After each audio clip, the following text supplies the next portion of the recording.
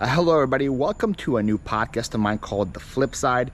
In this podcast, I have a sit-down conversation with other people from various walks of life, and we talk about the flip side of things. So we'll have different guests from the reselling world, outside the reselling world, and the goal is just to educate ourselves and become better human beings. I hope you enjoy the show. If you like my guest, all of the information is down in the description below. So this is going to be just like a free-flowing conversation. I'm going to have different people on. We're just going to talk about whatever, not really a topic. It's not going to be reselling based.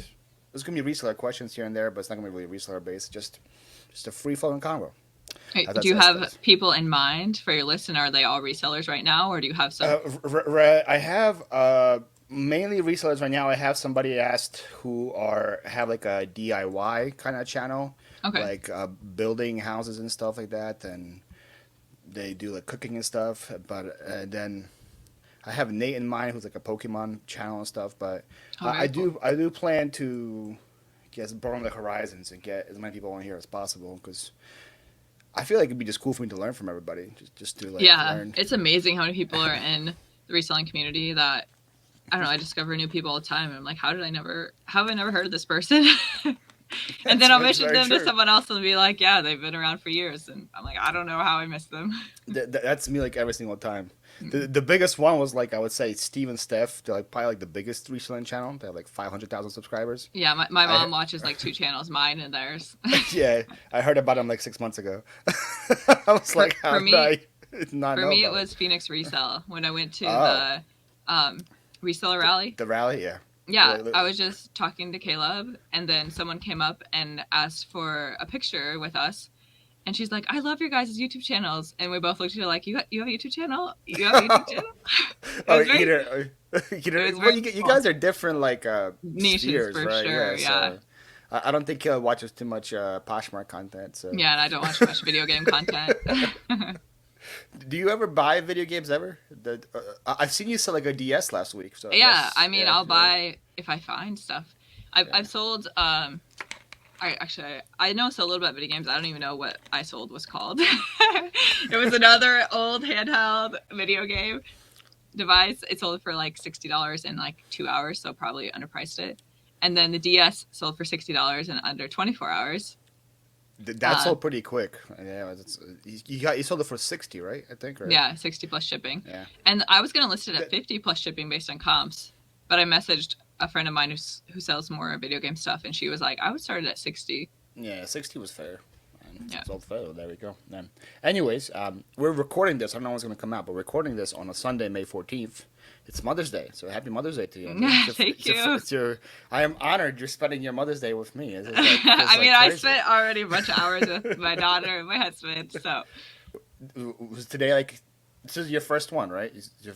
Yeah, technically. I would say last Mother's Day, I had this like really conflicting feeling because I could feel her inside of me. Obviously, she was big enough. She's like kicking and moving around. So yeah, I felt like a mother already, but she wasn't outside of my body. So yeah, it was a weird Mother's Day last year. This year, official. She's here. She's 8 months old. Was it like a special day? Did it feel special to you? I woke up in the middle of the night to feed her, as I always do, and I went to the bathroom, and I noticed all of the dirty clothes were out of the bathroom. And I was like, did my husband do some cleaning last night? And then I woke up in the morning, walked downstairs, the whole house was cleaned.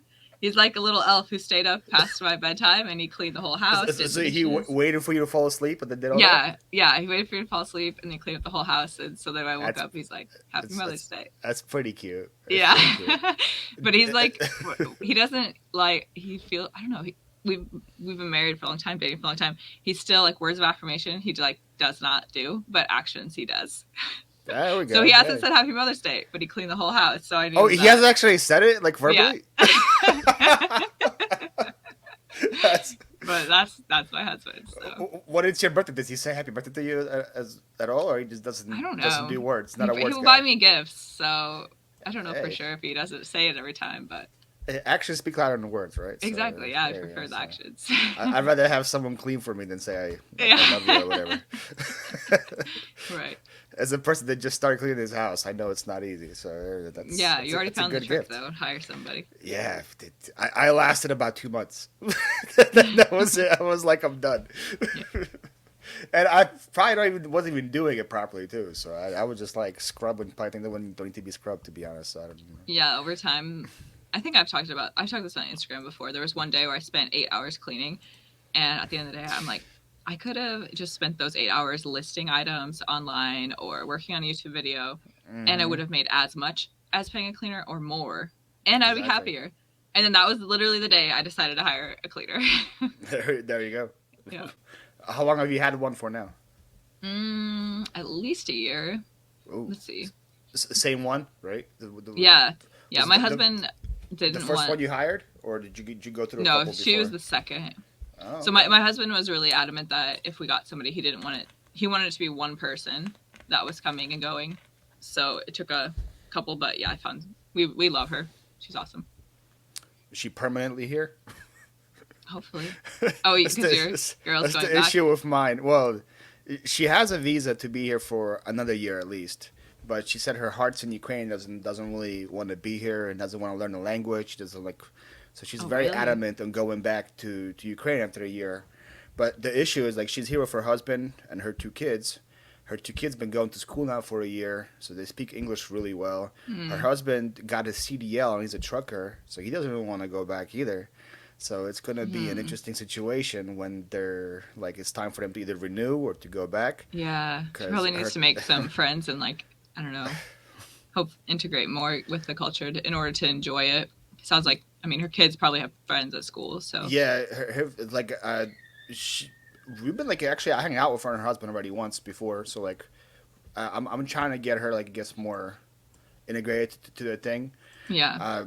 It seems like a lot of the stress that she tells me is not just from her being here. It's just she's renting a house with her mother-in-law now, her husband's mom, and apparently she gets a lot of stress from her. So I figured like if she gets if they get their own place, the stress might go down quite a bit. The age-old, well, I don't know what do you even call it, people disliking their mother-in-laws. I really like my mother-in-law, for the record, but I feel like that's a very common thing.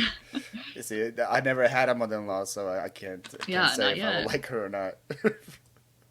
But according to my statistics, most people that age love me, so I guess I would fit right. What are your statistics when it comes to men and women? It changes whenever a video blows up. It changes all the time. But last time I checked, my biggest one was 55 plus women. Biggest one. Oh, I see. Your biggest category of who watches. Yeah. 55 and older women. Interesting. That's right. Mine is like 35 to 55-year-old women are the biggest demographic for my channel. Yeah, it was 55. Okay, see, it just changed a lot now because my like Pokemon video blew up again. So the last 28 days, it's a lot skewed. Swing it. Yep. Yeah. So the swing is now what is pink? Is pink is male. So now the biggest one is 35 plus male. But last month it was 45 plus women, and then it was 55 plus male. That Interesting. Yeah. I don't have any videos, I don't think, where there's more than 50% male. Mine's like normally my run rate's like 90% women, 10% men. Again, makes sense for the categories of videos you provide, right? I don't think clothing.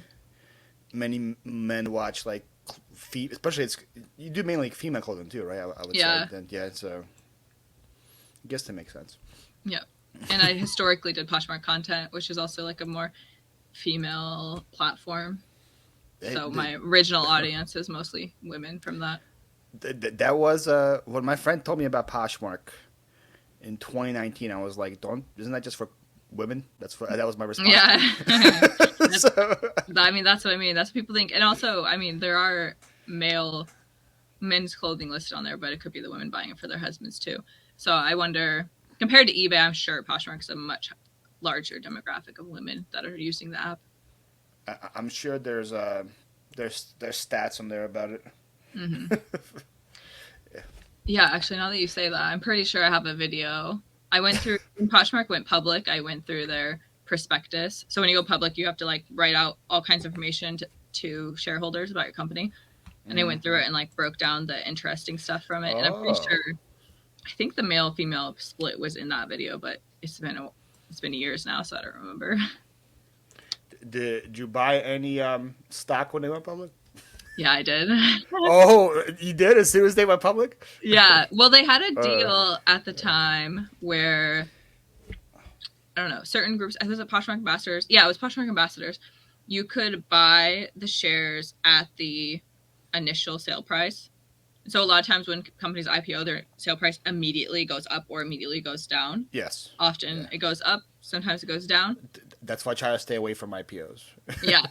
So, I mean, I was like, I'm not going to put in an amount of money that's going to be material, I guess, for my whole portfolio of stuff I invested in. But at the same time, I make Poshmark content, so I'm going to put in some, see what happens. It makes sense. Yeah. And I lost money because of a ton. Do you still have it? I mean, a ton. Relative to how much I put in. No, because they went private. They don't have a stock anymore? No. There's a company called Naver that bought them out. And so then all your shares sold at the acquisition price of what Naver paid for them. So I don't remember now, but I think, I don't know. I don't want to misquote, but I'm pretty sure I lost at least half of what I invested. Yeah, that sounds accurate because the same friend that told me about it, he also bought a bunch when they first came out. I was like, I try to stay away from IPOs because usually it drops quite a bit. Because the hype is super real and then it dies out and then some just like immediately go up though, and then people got it. A lot of them do actually, from what I remember. I remember like Facebook, like they plummeted a lot in the first week, but then they rebounded. And now I don't know what the stats are in terms of IPOs overall, but I want to say that you could invest up to 10,000. I put in 3,000, something like that. I can't really remember though. It's been too many years. Like I said, they went public, then they were public for a couple of years, then they went private. So like it's been a while. I don't know if they were private now. Okay, that's interesting. Yeah. It is interesting, and I haven't been keeping track as much. What's that? At least they tried the public game, right? They had the attempt to do it. Yeah, and it was. I mean, we got quarterly earnings calls where you got to hear what's going on, and I mean, I've gone away from Poshmark being my main topic, so I'm not nearly as in the know on Poshmark as I used to be. When I started, like almost every video was about Poshmark, and I didn't list anywhere else, so I was very aware of what's going on with them, and now. Just one of a few platforms I list on. When you first started the YouTube, was there other Poshmark like content before you? Or? Yeah, the two channels I watched most before I joined aren't. Well, that's not true. One's not posting anymore. I should go check. I don't think she posts anymore. She's like, wait a minute. Unless she just dropped out of my algorithm, I'll go look and see. Let's see. So the channel is Shailene Sean. She last posted 3 years ago. Okay, so she doesn't post anymore. It's safe to say, yes. Yeah, and then the other one I followed was Rosa Klotchkov was her channel at the time. Now it's Rosa Bain. She still posts. But I was like hanging out with a friend, and they would just do haul videos and what sold, and those are the two that I watched at the time. And yeah, I'm trying to think. Yeah, she does. Rosa Bain? That's yeah. Wow. Yeah, she's been posting for a long time. Like I said, I just like felt like I was hanging out with a friend when I watch her. Dang, she got a lot of videos. Yeah, almost 800. Like I said, she's been posting for a long time. Dang, okay. Yeah. Interesting. See, I never heard of those people either. So. Yeah, and Charlene doesn't post anymore. I don't even know if she resells anymore. Interesting. Very interesting.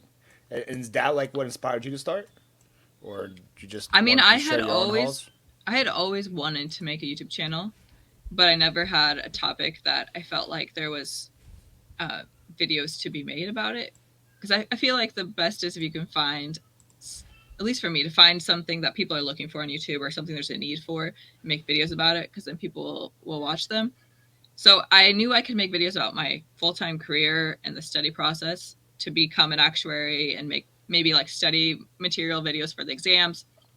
I thought about that a lot. Like I actually mapped out some video ideas. They're pretty good evergreen content for sure. Yeah. And I mapped out videos a couple times, but I was like, this is what I do all day long at work, and then I go and study almost all night.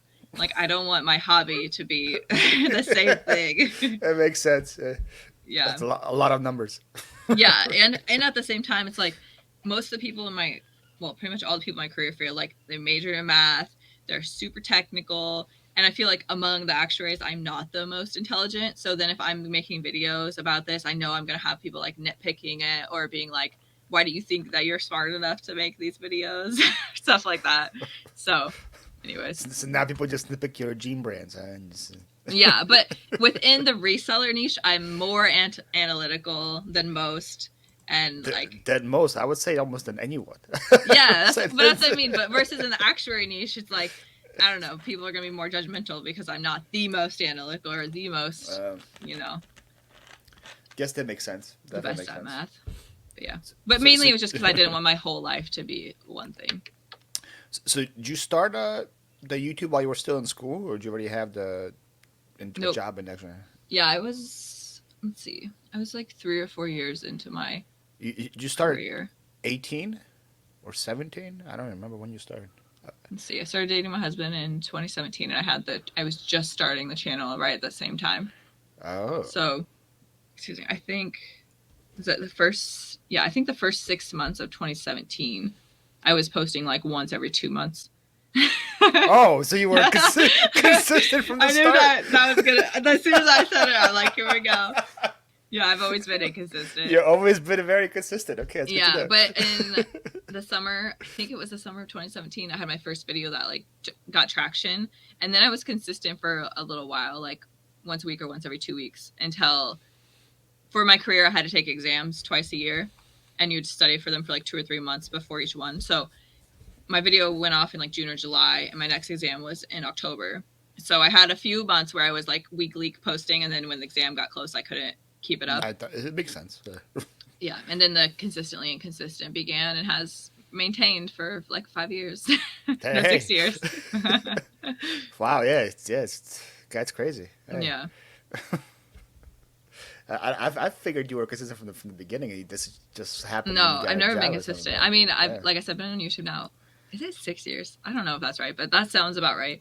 And I posted like 100. If it was 2017, yeah, it's 6 years. Yeah, right? I posted like 130 videos in 6 years, which is not that many. I feel like I posted that many my first year. I mean, 52 weeks in a year times 6 years, that's 300 weeks, 130 videos. So that's like 2 a month for... It actually sounds a lot better than what I thought. Did I do the math right? I think 2 a month? That sounds like really good for you. Yeah, 6 years times 50 weeks, 300, 130 videos. A little less than 2 a month. You just did that math in your head too, huh? Well, I don't know. Hopefully that was right. Somebody that watches math's gonna comment like she was way off. Yeah, it was 1.8 a month or something like that. I'm good at like multiplication and addition. That's about it. Yeah, well, that's all it was. So why did you decide to make a YouTube channel? Because if a lot of my friends because back then I was doing storage unit videos. A lot of my friends, and I would be posting it on my personal like Facebook, just different finds. I'll be posting stories on my Instagram. A lot of them just wanted like, a lot of my friends wanted like longer content than just like a story a day or a post a day. Okay.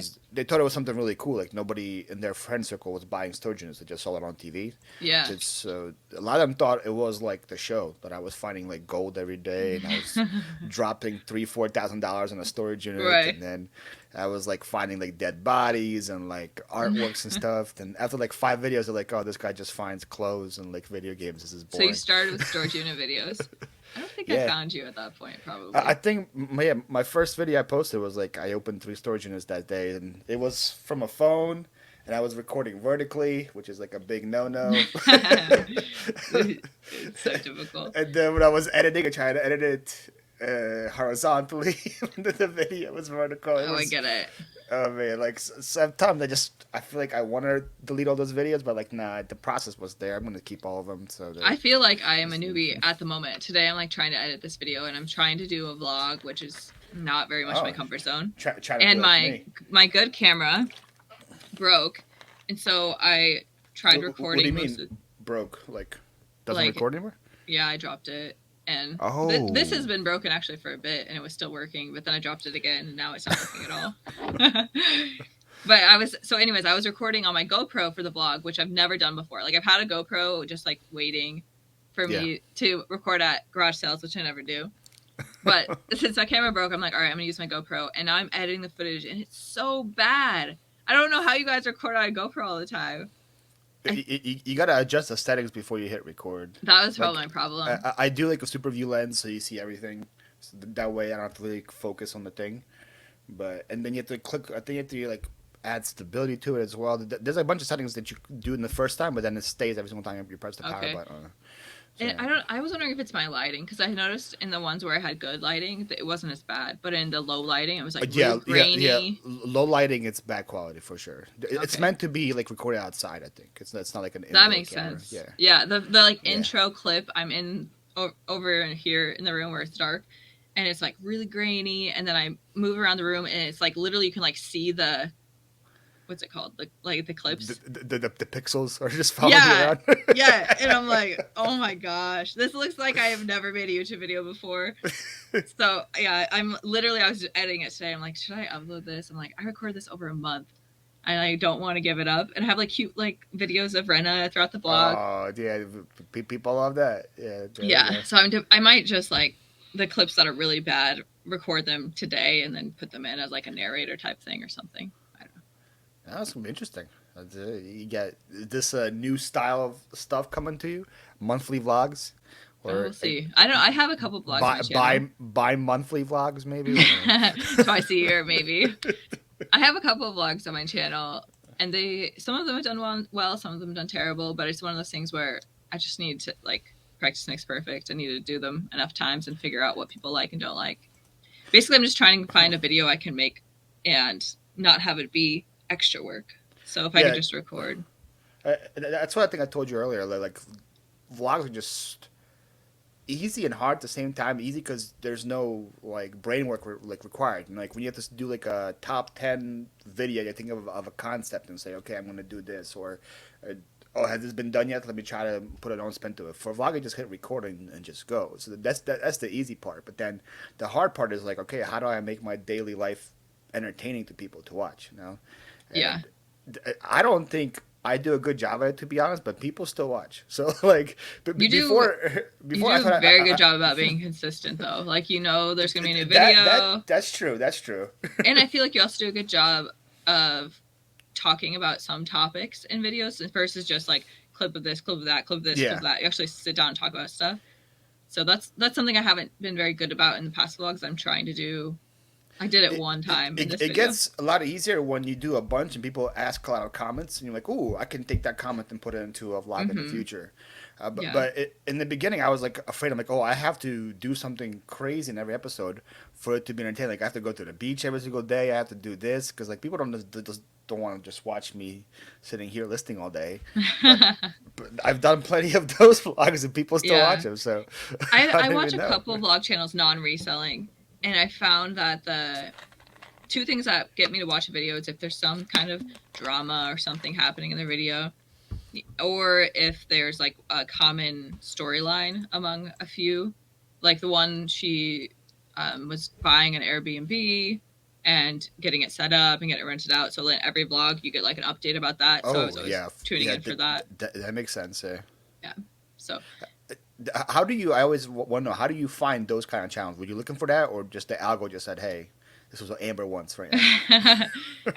Oh gosh, I don't know. The channel I'm thinking of is Shelby Church, and I'm sure I got recommended one of her main channel videos. She does very well edited videos for her main channel about all kinds of topics. Like, I guess she has like a bunch about Teslas and some about Airbnbs, and then her second channel is vlogs.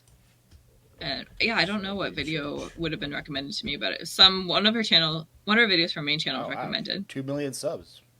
Oh yeah, her videos are so well edited, and she has tons of B-roll. Gets you in Seattle. I can see why these good titles, really good. What is it? Her one from yesterday was $5,500 a month gets you in Seattle. So like, what kind of, she made $1 million last year. On YouTube? Dang. YouTube, yep. It's about half of what you made, right? Wouldn't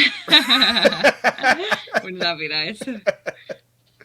I gotta watch some of her stuff because it's always interesting. Like when YouTube just recommends something to you, like I had no idea that I wanted this, but yeah, they do. For me, it's been landscaping like videos where like a guy goes to like a house and it's overgrown grass and he's like, Hmm. I'll cut your grass for free, and like I'm watching this guy cut the grass for 45 minutes Oh, it's so entertaining. while like listening, like why am I doing It's this? so satisfying. That's why, because you get to see the whole progression from this mess to it looks pretty Yeah, good.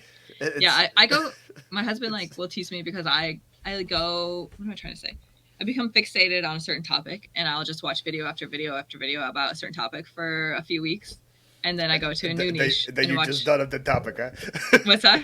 Then you just done. You Yeah, forget like that. there was a time where I just watched tattoo videos, like videos about people doing like tattoo tours on their bodies, and then people get tattoos, whatever. I watched the lawn care videos for a while. Oh, Like, since you wore the long care phase too, huh? yeah, I had a phase. What else? I don't know, but I go through these phases, and then Yeah, it's I okay. went from the lawn care phase to a car detailing. Did you get to that yet? Oh yeah, Car yeah. detailing. That is Detail Geek. also Is that the so. channel you're watching?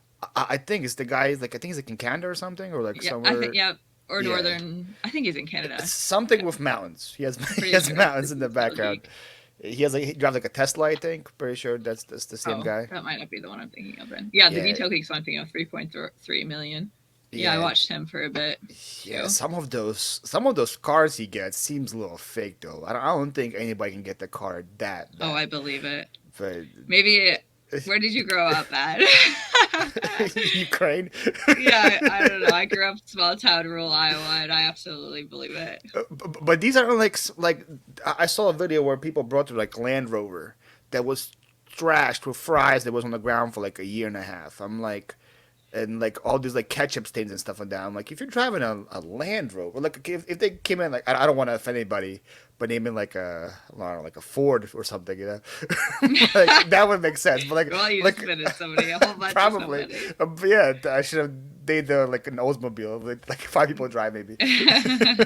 No, I mean I totally believe it. I've seen people's cars in real life where I'm like, I know, like girl. my car is bad. Don't I know my car isn't clean, so I Yeah, am in no room to judge, and yeah. I don't My really point is, I have. believe it. Yeah, I'm but surprised that people are willing to be on camera sometimes. yeah, Like, that would be too. I'd be like, don't put me on there. Like, I don't want my friends to see, especially like a channel like that gets millions of views. Like, yeah, there's like you can clean my somebody in your vehicle and circle. use it for content, but don't show my license plate, don't show my face. Yeah, If my vehicle was that bad.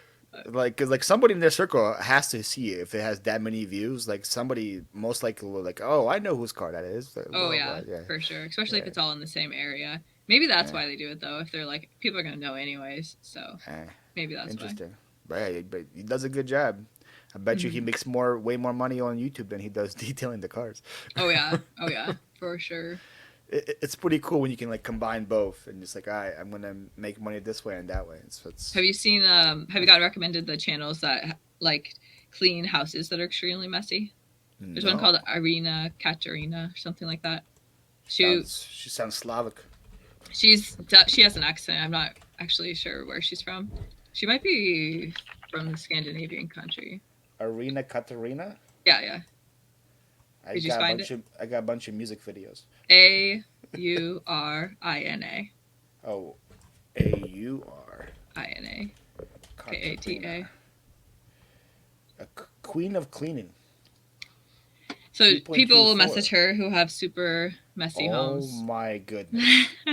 And she'll clean them for free. Their faces are Oh not on my videos. goodness. This is disgusting. I just their sink is full of dirty water. But it's just like the lawn care videos. They're so satisfying to watch. And the Detail Geek videos. All of these, I went through like my little phase with them. I haven't watched them for a while, but You might now after this. You're like, wait a minute. yeah, maybe. You might What have am I the itch watching right now? to watch a car get detailed. Yeah, All I'm right, always all right. watching some kind of random, I don't know, random videos. But Let's see. it's I'm also, gonna I don't know, go gives to you my ideas homepage for and your see own what I channel. got. I have a pizza video on my Pizza homepage. about making one or what? Gordon tries a chocolate pizza, Hotel Hell. That's what I Gordon have. Ramsay. Yeah, I have your boy Phoenix on my homepage. Oh, nice. So it looks like YouTube likes Phoenix. And then I have 10 cold cases finally solved 20 years later. Another thing I like to watch a lot That for one some probably has a reason. ton of views. I feel like anyone that say 10 something can do really well. Or is it 10 cold cases? 3 weeks ago, 400,000. So not that many, I guess. Oh Well, no. but The I two would channels I, that I pop would up. take 400,000 in 3 weeks though. I would definitely take Yeah. it. Two channels that pop up that I recommend if you haven't seen them that I've just watched today. Caleb Hammer. Have you heard of him? No. he does a series called Financial Audit where people come in and tell them all about his finances, and he I don't know, gives them advice, reams them, whatever you want to say. And then He's like very like angry guy. Like he's nice. like He's nice, but he's not nice. Like he's very a honest. no BS kind of Yeah, guy. yeah, exactly. Okay. And then I Soft like White those. Underbelly. Have you ever watched that one? No, I don't know what that even is. Soft White Soft Underbelly. He started by, actually, I don't know if he started by this, but he blew up when he was interviewing people on Skid Row in Los Angeles. He would interview homeless people. Wow. And right now he's doing a series.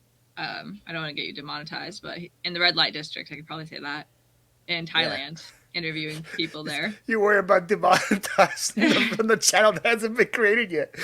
I respect it. That's true. You can still get my other channel, the one that I posted a video with like songs and stuff before it's monetized, but that video still got like copyright striked against me once my channel. Oh, really?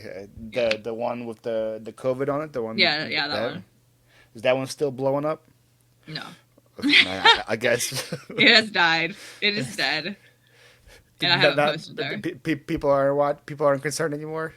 they're done with that. No, I think they've got it figured out. Or they've already seen it, maybe. That could be it too. Or maybe like anytime somebody gets sick now, they're like, wait, do I have this? Let me go watch Amber's video. Let's see if the signs add up. I guess for those people that I guess are listening are not aware, you have two channels. Well, I guess one that you were consistent on, consistently, and then what is the other channel for? Yeah, sorry. Yeah, consistently inconsistent. Yeah, because that one. Yeah, that's the word. So that channel's Amber Resells, as the name says on the screen, and I post about reselling things. And then my second channel is Amber Alpine, and I never post there. But the idea is if I have a video I really want to post that's not reselling related, it goes over there. So I post a video about COVID symptoms, and then like a vlog of recovering from COVID, and then I posted announcing I announced being pregnant on my main channel, but then I did like Q&A on the second channel. Oh, okay. And that's all I've used it for.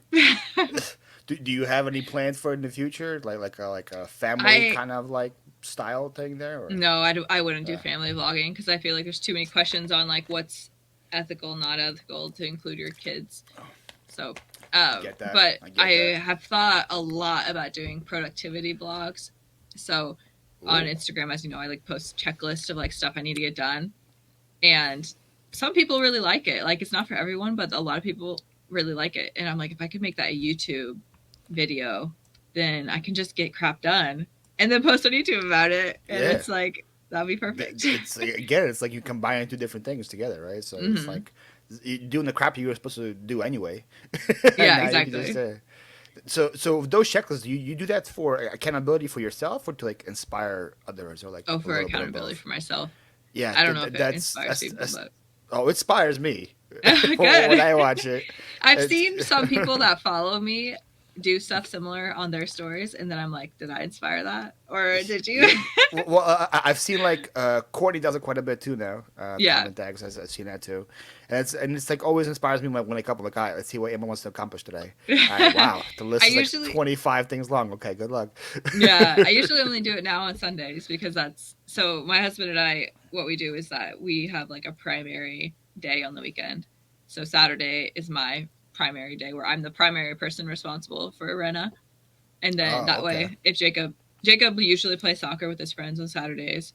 And if he like wants to plan something with video gaming with his friends, he can do it on Saturdays. And then I know Rena's coming with me. So I go garage selling, take her with me. you know, maybe go hang out with some friends, bring her with me. But then Sunday, he's primarily responsible. So if I want to do something like this, then I know, okay, schedule it for Sunday because Jacob will be taking care of her. Obviously, we still hang out with her all the time on our off day. Yeah. No, but that makes sense. It's just like, you don't have to then coordinate like, hey, can you watch her at this time? Or can you watch? It's just like, I plan stuff for Sundays. He plans stuff for Saturdays. That's a smart way to do it for sure. Yeah, it's worked really well for us. And it's made us both feel like we have a little bit of freedom. That sounds bad, but we like a little bit of weight off our chest of knowing like we have a day where we can do what we want and our daughter will be taken care of. And then Monday to Friday, you guys just daycare when she's at work, right? Or during the day, and then she's at work. Well, we're at work. Yeah, she has a job already, right? But has already making money, right? And then during the night, we both hang out with her during the weekdays. How old is she now, too? She's 8 months yesterday. 8 months, dang, that's quick. I love this age. She's so fun. She's like adorable, and she's like learning. She's like crawling and stuff, right? She's crawling, pulling herself up on stuff, and she'll like walk along. It's called, what do they call it? Surfing or something like that. Cruising, surfing. I don't know. She can't stand independently yet, but she's making progress. So she'll be there soon. So it's gonna happen pretty soon. Yeah, like it's 2-3 exciting. months. She's been finally consistently sleeping. She sleeps like a 7 to 8 hour stretch. Wakes up for 30 minutes and then sleeps again for a couple hours overnight, which is so nice. That's like more than I sleep. That's really good. Babies sleep a lot. 7 to 8 hours sounds like a dream. Oh, it is. It literally is. Yeah, it's amazing. That was like me last weekend, like last Sunday. Like I would wake up for like 2 hours and then go back to bed for another 10 hours. Yeah, keep posting on your videos about how you're sleeping so much. You'd be so. I had no clue. Some people have like medical degrees from my viewers because no matter what I post about, people are experts, and it's like that's that's definitely a hesitation with vlogging is you get nitpick comments. Well, any video you make, you get nitpicky comments, but then when you're vlogging, it's like nitpicky comments about your life. Yeah, so. And it's very annoying. For that be fair, I think it's very, very. I have one lady. I had to block her. She was just done. No matter what I would say, she'd be like, "Paul, you need to get your heart checked." It would be like I'll be like sleeping too much. Like you're sleeping way too much. You gotta get your heart checked. I wouldn't sleep enough. She's like you're not sleeping enough. You gotta get your heart checked. Like I had a stomach virus. Like most stomach viruses come as a result because of your heart. You gotta get your heart checked. Oh my god! I'm like I could like stub my toe. And she'd be like, "Ah, that was your heart skipped a beat." You stubbed your toe or something. I'm like I give people like a leeway, but like that was like I'm like you're done. That's it. I always tell myself if it's like one person, like you know how many thousand people watched it and one person commented this, and I try not to let it get to me. I guess the ones that get to me more is if a bunch of people comment something, I'm like, okay, I really need to take this to heart. But if it's just one person, that's true. Yeah, and I've been also the mentality where like this is I understand that I'm opening my life to other people, but it's in the result it's my life, so I'm gonna kind of do things how I do things, you know. So yeah, that's how I'm gonna live.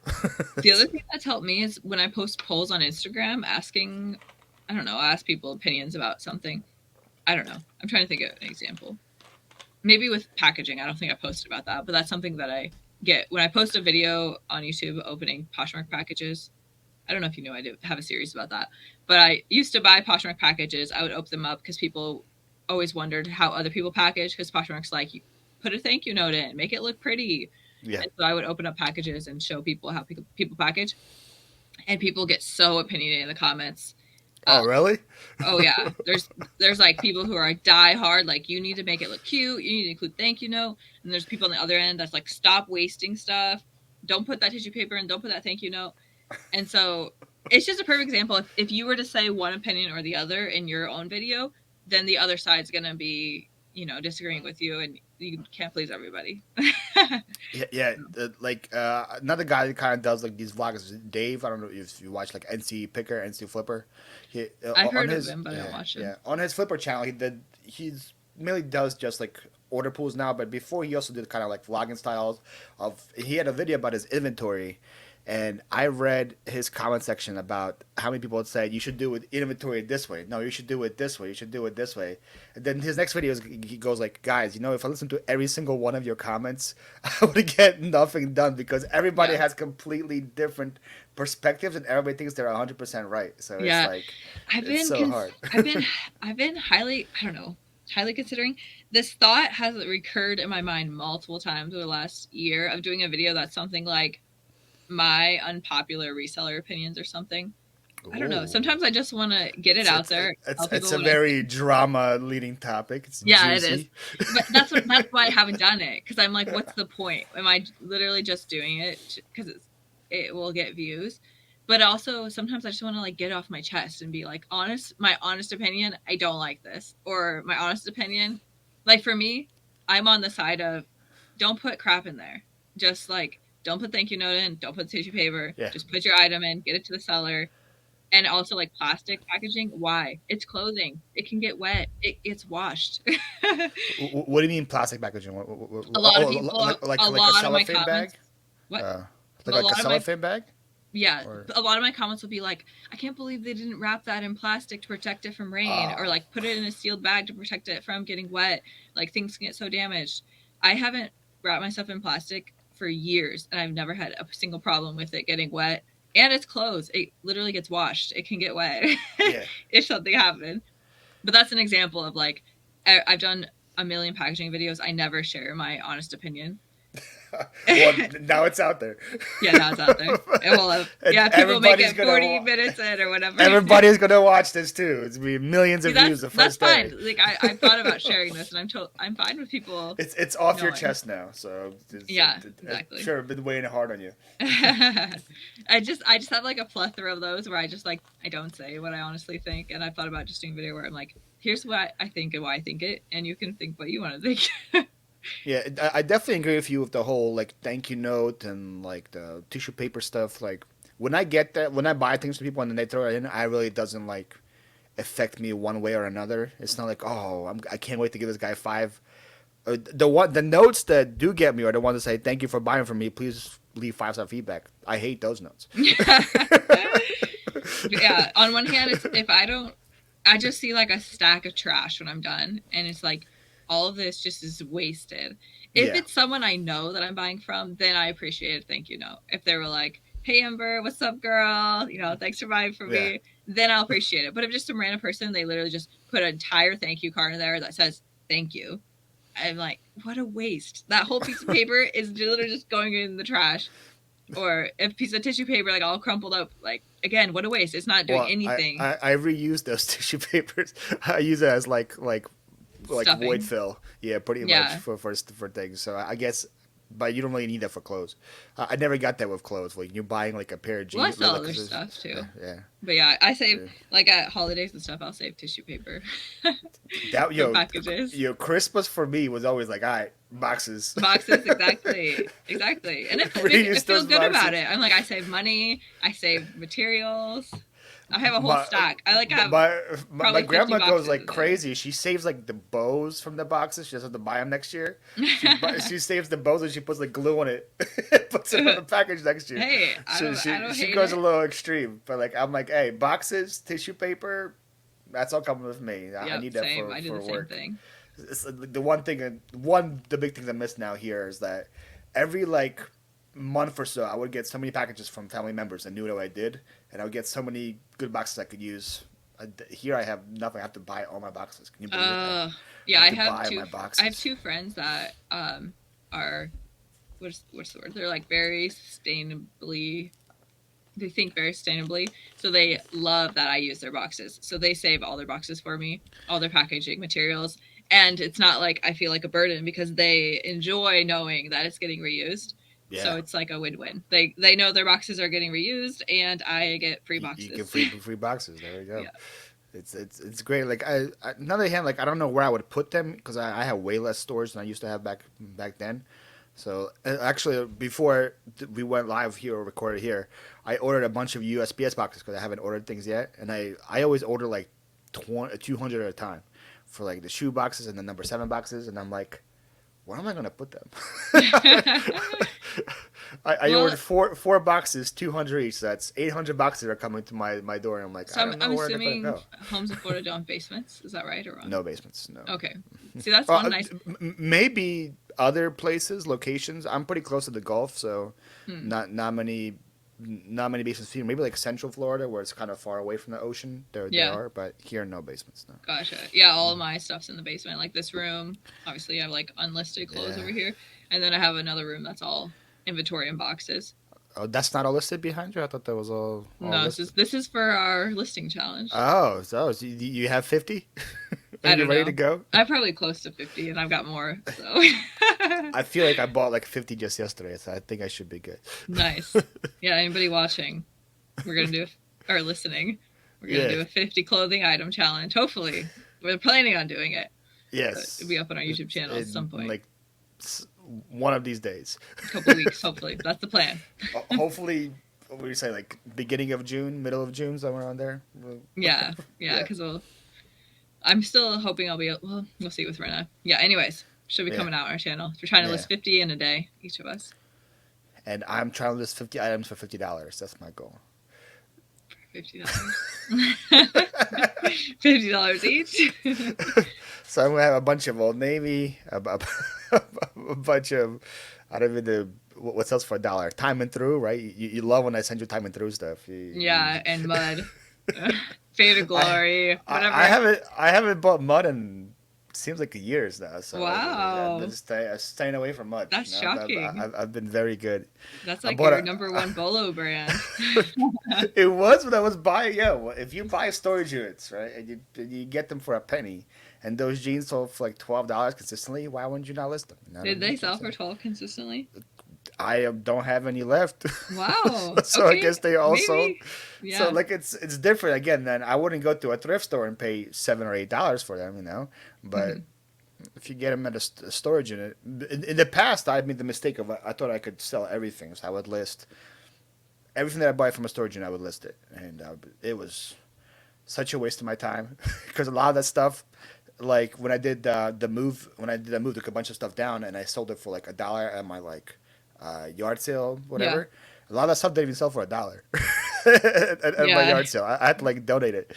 I do. 'Cause- I did a lot of videos on my channel where I would open DIY denim boxes from ThredUp, and I would only list the best stuff. And I got so many comments from people being like, "It's worth at least something. You should list it. This stuff's worth at least something. You should list it."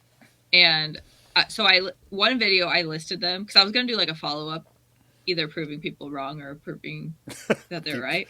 uh, And they were wrong, is my opinion. But I'm not gonna do the video. unpopular opinion number 2. Yeah. Oh, yeah. We could add that to the list. You I feel shouldn't like a lot of list people, everything, I feel like a right? lot of people agree with that one. There's enough that don't, though. It could be on the Yeah, list. I would say it's probably a 50-50 of and I used to be on the other fence of it. Now I'm Yeah. on this side. Yeah, so Well, you can add that one to my list then. yeah. So, yeah, it's definitely not worth it. And I feel like over time, you start to learn. You only have so much time, and there's a lot of stuff out there. So, That's a big point I'm learning for sure. Yeah. yeah. I'm trying to get 20 items for our 50 listing challenge that I can do another 20 items for $20 video. Oh, okay. So, I don't know if you watch those on my channel, but I'll Yeah, you post them on Posh, eBay, and Facebook, right? And see where they sell, right? Yeah, but I'll post on Yeah. Instagram and I'll say I'm going to list these 20 items at $20 each. And then you do like a poll, right? If Yeah, will like sell will or they not? sell Yeah. within 2 weeks? Yeah. And then see if it lines up. And those videos, I was just looking at my stats a couple weeks ago. I'm like, wow, those videos do really well. I'm like, I don't know, they're kind of fun to do. So I have probably 10 items for another video. So I need to get 10 more in the next 2 weeks or not do it yet. I'm sure you can find them. Just go to the bins one day. I know, but I don't need 10 more things to list. That's the problem. Did Rena make it to the bins with you yet, or she has not been? I don't know. Technically kids aren't allowed. So I haven't Okay. taken her. It's garage sale season, so I've got plenty of garage sales to go to and Yeah. also plenty to list. Did you go out yesterday? I think you told me you did. Right? Yeah, I There did. was So nothing there's good? no, it's terrible. There's a really nice neighborhood in Des Moines, like one of the nicest, if not the nicest neighborhood. They're having a neighborhood sale, which there was only like 8 houses participating, which does not really surprise me when the homes are like multi-million dollars of how many people are you going to get to have a garage Yeah, sale. that's not really something they need. Yeah. And it was Saturday only. So I'm like, this is amazing. It's like in a super wealthy neighborhood, Saturday only. This is the best. And it wasn't the best. But a part of the issue was there were, I think, one garage sale. There was one garage sale that had more than 10 clothing items. There was one that had 5 pair of shorts, and that was it for clothes. Oof. So none of these sales had clothes, and that's like where I know the most clothing and shoes. I can just look and know. And there were so many collectibles, dishes, stuff I don't know much about at all. And so I looked up a bunch of stuff, but I didn't really find anything. And also there was definitely a reseller that was ahead of me, because a couple times I came up and he was leaving with, like, one time he was leaving with these brand new, super nice boots. I'm like, oh, dang it. Something I would have known about and might have picked up depending on the price. So That's always like the most gut wrenching feeling, like when I pull up and somebody's leaving with like a whole box full of stuff. Yeah.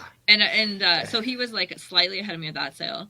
And then I saw him at one other one. And then I think he just was way ahead of me for the rest, because I didn't see him again. And I'm sure he got a lot of good stuff. Well, I'm not sure he got good stuff, but he might have. I had it when I went to Fleet Cross, Florida. How was it, 2 weeks ago now? It's like a highway sale that goes from Jacksonville to Pensacola. And the first sale of the day, we were waiting in line to get in there. And he's like, hey, big fan of your channel, love your videos. And I would see him the whole day in front of me. Yeah, I saw you talk about that in one of your videos. I'm like, oh. And like, there would be stuff like I would see him shopping. I'm like, I'm not stopping. I'm getting in front of him. I'm zooming again, right? and like this, there would be a map where like there's stuff on the road and there's stuff off the road.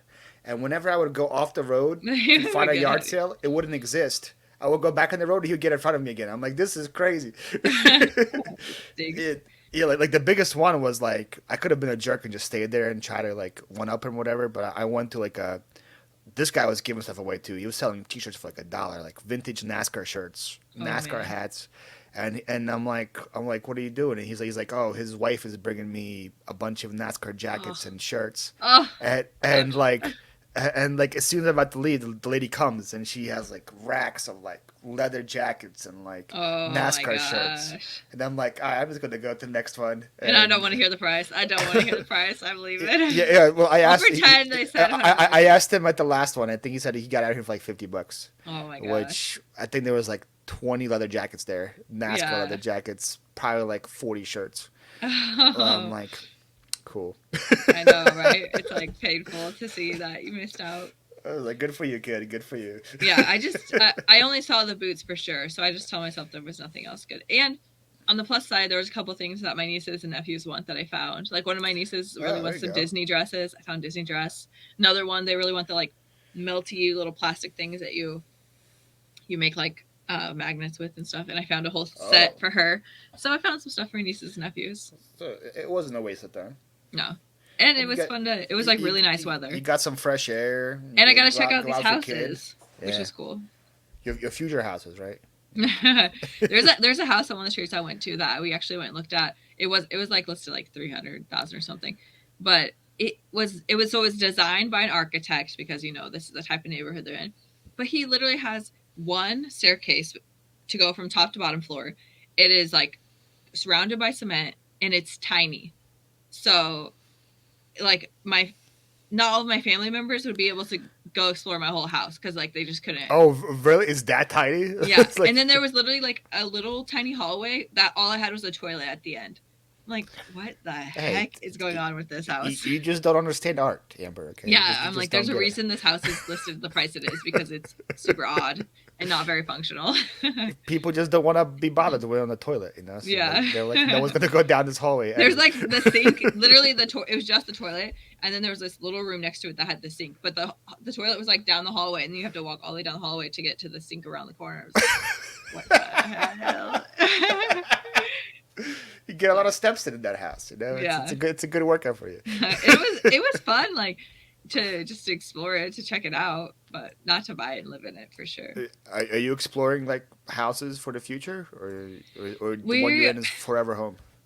No, well, we want more space. So right now we have our daughter, and upstairs is like our master bedroom and her bedroom. And then on the main floor is one room that's my husband's office, and then this is the basement, and like this is my office / reselling room. Yeah, you have like a guest room in there too, right? Or Yeah, it's like a yeah. big room with a bed in it, so it's kind of a guest bedroom. It's also just kind of a big room. But so we want to add on or buy a bigger house, so that we're planning on having probably, if we're able to, have 2 kids. And there's a slight chance of 3, probably 2. So we want to add on just to add another bedroom, and then also add like a big living area where people can hang out, because we don't really have that right now. But yeah, we actually were just talking to a company about doing an Yeah. addition. How much does that cost? That sounds expensive. Yeah, I don't know. We're waiting. We're supposed to find out a week or 2 after it came out, and tomorrow will be 1 week. So So he doesn't even know yet either. yeah, we'll see what he says. Well, I don't know how much it's going to be. I hope you hired a same architect to design that house. Yeah, I don't know the name of the other guy, but based on his work and the house he lived in, I would not. You're like, this whole addition is just for one toilet. Do you rent your house, or are you on it? Yeah, I rent from a very reliable company. It was scary, man. The whole house hunting situation was scary. Why? Because I'm like 18 hours away, and every house would get picked up in 12 hours from the time it goes to get rented. So it was like, and I was looking ahead because like I knew my move out date. Like I already had that all set up. I had the truck ready. I knew when I was moving away from my warehouse. I had all that ready, but I could not rent ahead here because they want people to move in, not just start paying for the house, but actually move in. A lot of the companies here have that policy where like I'll be like, hey, I know it's November, but I'm moving in January, but I could start paying you guys from December if you want. I did that, and they were like, no, you actually have to be presently here on the property. So I lucked out with this one because this one got put on the market a month before it was ready. So it was still in the market when people were still living here, and they're like, hey, it's December, but the people are moving out end of January. So I had a little more of a leeway with this one. Yeah. And I guess people that lived here were interested in that one because they wanted something right away. So I had time for my friends to come in and look at it. I couldn't fly in and look at it, but they were like, hey, it looks like the pictures. So yeah. So I got lucky with this one, but it was probably my 9th attempt at getting a house. And every time you have to attempt, you have to pay $150 for the background fee. check or whatever. Yeah, so I spent like $1,000 just trying to get houses to rent. It was a crazy time, but I was very committed to being here. So it was like, hey, we're making it happen. So well, you did. You got it figured out. Do you want to buy a house, or are you like, let me make sure I want to live here first? I definitely want to live here first, but I've been watching a lot of like YouTube videos about people that buy a house and then they have buyer's remorse, and then been watching a lot of videos about the housing bubble that it's supposed to crash, but it's supposed to crash for like 2 years and stuff. So that's also like very like scary. Like, what if I buy a house and then next month the bubble crashes and then my house is and worth interest rates stuff right now too. Well, relative to what they have been. Yeah, and the videos I've been watching is that it's cheaper right now to rent than to buy, which is like usually never the case, you know. So yeah. We'll see. If the time is right, it's right. The ideal situation is I save enough and I can just buy it with cash. that'll be ideal, so I don't have to worry about the whole mortgage situation or whatever. Yeah. So if I have to rent until then, I do. But I don't want to be in a situation where like I have to like get a new place every year or so because I'm renting, you know. So. Is the house you live in now, do you think you can keep renting there? I asked them. They said for sure I can be here for at least 2 years. Oh, and then they can talk about it afterwards. So gotcha. They're very happy that I'm a single guy. I have no kids. I have no pets. I have no nothing. That's like the ideal like tenant for any rental place. They know it's gonna be really hard for me to get things messy, dirty, or whatever because I have nothing. But they don't know about my and you're my taking lifestyle. care of it well. I don't know, some single. What happened? Oh, I was still too long. My screen just went dark. I thought your ring light went off or something. Like it was like a big difference. I know my screens do a lot, right? I was gonna say, I feel like a lot of single guys are super dirty and messy. So actually, I mean, I don't know. It's good that you're not. I guess dirty and messy is one thing that would just probably like worried about things breaking and like all that stuff that I guess Yeah, the damage kids do. that kids do. Again, I don't have kids, so but I understand like just seeing videos of my niece with my parents. Like she likes to paint on walls now. That's her thing. Yeah, so far, Draw I on mean, walls. Rena's not too destructive yet because she's only 8 months old, but Yeah, we'll I'm see. sure a time will come. Yeah, yeah. Yeah, so they like me. Again, it's like a really good company. All their houses they have are all smart houses, so it's all like done from the phone. It's very advanced. Like when I moved in here, they gave me all new appliances in the kitchen, so it was like nothing old. And That's then awesome. everything is done through an app. So like if something like breaks, I can just put it in an app. The guy comes in the next 2 3 days. Wow. It's pretty Cool. good. It's like I don't have to worry about like some shady landlord or something screw me over or whatever, you know. So it's I had that situation. oh yeah, you want to talk about it? Sure. I mean, I only had one really big issue with him because basically I lived at one half of a duplex for a year and a half. And one time one of my friends was staying and she took a shower and she like cut her hand on the tile in the shower. And Oh, so when I was moving out, I was like, hey, just so you guys know, like one of the tiles in the bathroom. So this house is not like the nicest house. Like I was trying to save money. So I lived in not a super nice house. So I did not cause this, just so you know. But I was telling them like you kind of have a safety hazard in the bathroom, like when the tile's like it's kind of chipped on the edge. And my friend cut her hand on it, so you might just want to get that tile fixed. Next thing I know, they're keeping my entire deposit because they had to retile the entire bathroom. I was so pissed. I was like, I was trying to save you oh guys, my uh, goodness! like You could reduce your liability, and you're gonna charge me for it. yeah, and, and you could have brought it up while you were still renting there but Yeah, the fact that you were leaving already, you were being nice to them about it, and then they yeah, just screwed you like exactly. I that. learned my lesson Wow. then of like take tons of pictures when you move in, write up a document saying exactly the condition of the house when you moved in, and take pictures, and then like send it to the landlord so it's like fully documented.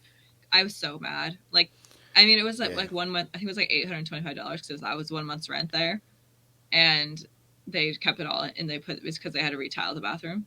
that's crazy. Yeah, it made me so mad because, like I said, I was just like I was trying to help them out, and then they just Yep. like threw it in my face, and they're like, "Oh, and there's something wrong in the bathroom. Okay, Okay, all we right. can Well, keep your money good now." thing we have this deposit. Yeah, We could right. get it fixed. Hmm. That's would they actually even do the work, or did they just say we're keeping the money to do the work? I don't know. They probably just I guess I could go back and see if it's listed. This they is probably just kept the money and then took and everybody just else's rented it out. deposit. Yeah, or just like fixed it with some small fix. Yeah, I Yeah, gotta say they probably just like took one tile and put it back in, but like yeah, that's yeah, $800 right there. That's crazy. yeah. This is like I don't know 8 years ago or so. So I don't know if that duplex is still getting rented out or what. 8 years ago. Was that when you had your addiction? Mountain Dew, absolutely, yeah. That was a high It's point the for. first person I ever heard about it having like a relapse from Mountain Dew was you. So that's I know I did have a relapse, just a caffeine relapse, but not a Mountain Dew relapse. Well, I guess I don't know. Maybe I did. yeah. Well, like when people think of like when people hear of caffeine, they think of coffee usually. Right? That's Yeah, the thing. It's not, they don't think of Mountain Dew, but that's yeah. I you want drink. to share that story with the peeps? Sure. I took. I don't know. Growing up, it was like Mountain Dew was like a treat of like if you're going to spend the day with dad in the fields or something, you get a Mountain Dew, or if you I don't know did something, you could have. It was just the regular Mountain Dew, right? It wasn't like a special flavor. It was just No, it was either Mountain Dew or Pepsi. I literally thought Mountain Dew and Pepsi were like opposing companies that hated each other. Literally, I they're grew all up the thinking same. that. Yeah, I remember finding out that they're from the same company. I was like, no way, that can't be right. Because growing up, we always either had Mountain Dew or Pepsi, and our family was like very divided on who liked what. Uh Anyways, huh. so yeah, so it was like a treat. And then during college, I started getting it when I had like a late study night, and then it became like every day I had a late study night, and so I got in a routine. I would like 10 p.m. I would get done with all my meetings and classes and everything, and then I would go grab a Mountain Dew and Cheez-Its, and I would go study from 10 to 2 No, is a.m. this a can, a bottle, a 2 liter bottle? What are you talking 20-ounce bottle. 20 ounces, that's all. But I would get a 20-ounce bottle of Mountain Dew, Cheez-Its, and I would go study. Like, this is my routine. I had like a spot I would go, and obviously I didn't have to study 4 hours every day, but a lot of days. And then I never took a class before 8 a.m. because then I could sleep in. And then when I started working full time, I had to take exams to become an actuary, and I had to study a lot. So I got in the habit of drinking 1 20-ounce Mountain Dew in the afternoon at work, and then 1 20-ounce Mountain Dew when I was studying in the evening. And a couple of years in, I realized I had an addiction. Like, if I would stop drinking Mountain Dew, I would get really bad headaches and just like feel like shit. That's So crazy. That's pretty much a relapse. well, the relapse is when you quit and start again. Oh So yeah, I guess, yeah. There we go. Yeah. yeah. So at some point, years in, I realized, oh my gosh, this is bad. Like, if I stop, I do not feel good at all. So then I did quit for a while, and then I guess next exam season came up, and I'm like, I'll quit when I'm done with exams. And I haven't had a Mountain Dew in like 2. Are we coming up on 3 years this summer? I think 3 years. Oh really? Wow. So yeah. But I have caffeine. You're But don't get me wrong, I'm not off of caffeine. So So caffeine's just like, guess like regular coffee. No, you said you like. I like iced tea or coffee something, right? and Pibs. Pibs. Oh, that's your new thing. Pibs. Yeah, iced coffee and Pibs. Not Dr. Pepper, but Pibs. Mr. Yeah. Pibb. Interesting. Yeah. You have caffeine addiction too, right? Just not as bad. When I did your challenge for the week, and it wasn't fun. Yeah, you just napped a lot, right? You didn't get headaches, is what you said. No, I didn't get headaches, but I wasn't good. Like my issue is like, I figure if I can wake up at the same time every single day, I wouldn't have this issue. Like my issue is usually I drink it on the weekend because I wake up a lot earlier than I usually do on the weekends for yard sales mainly. So like, if I had to get up like at 5 a.m., 6 a.m., and like I need like that kick for like 2-3 hours to get me going, and then I'm good, you know. Gotcha. It's like, so like most of the days I just drink coffee more for the taste than for the actual caffeine. I need to buy just some decaf pods and see if it makes a difference or not for me.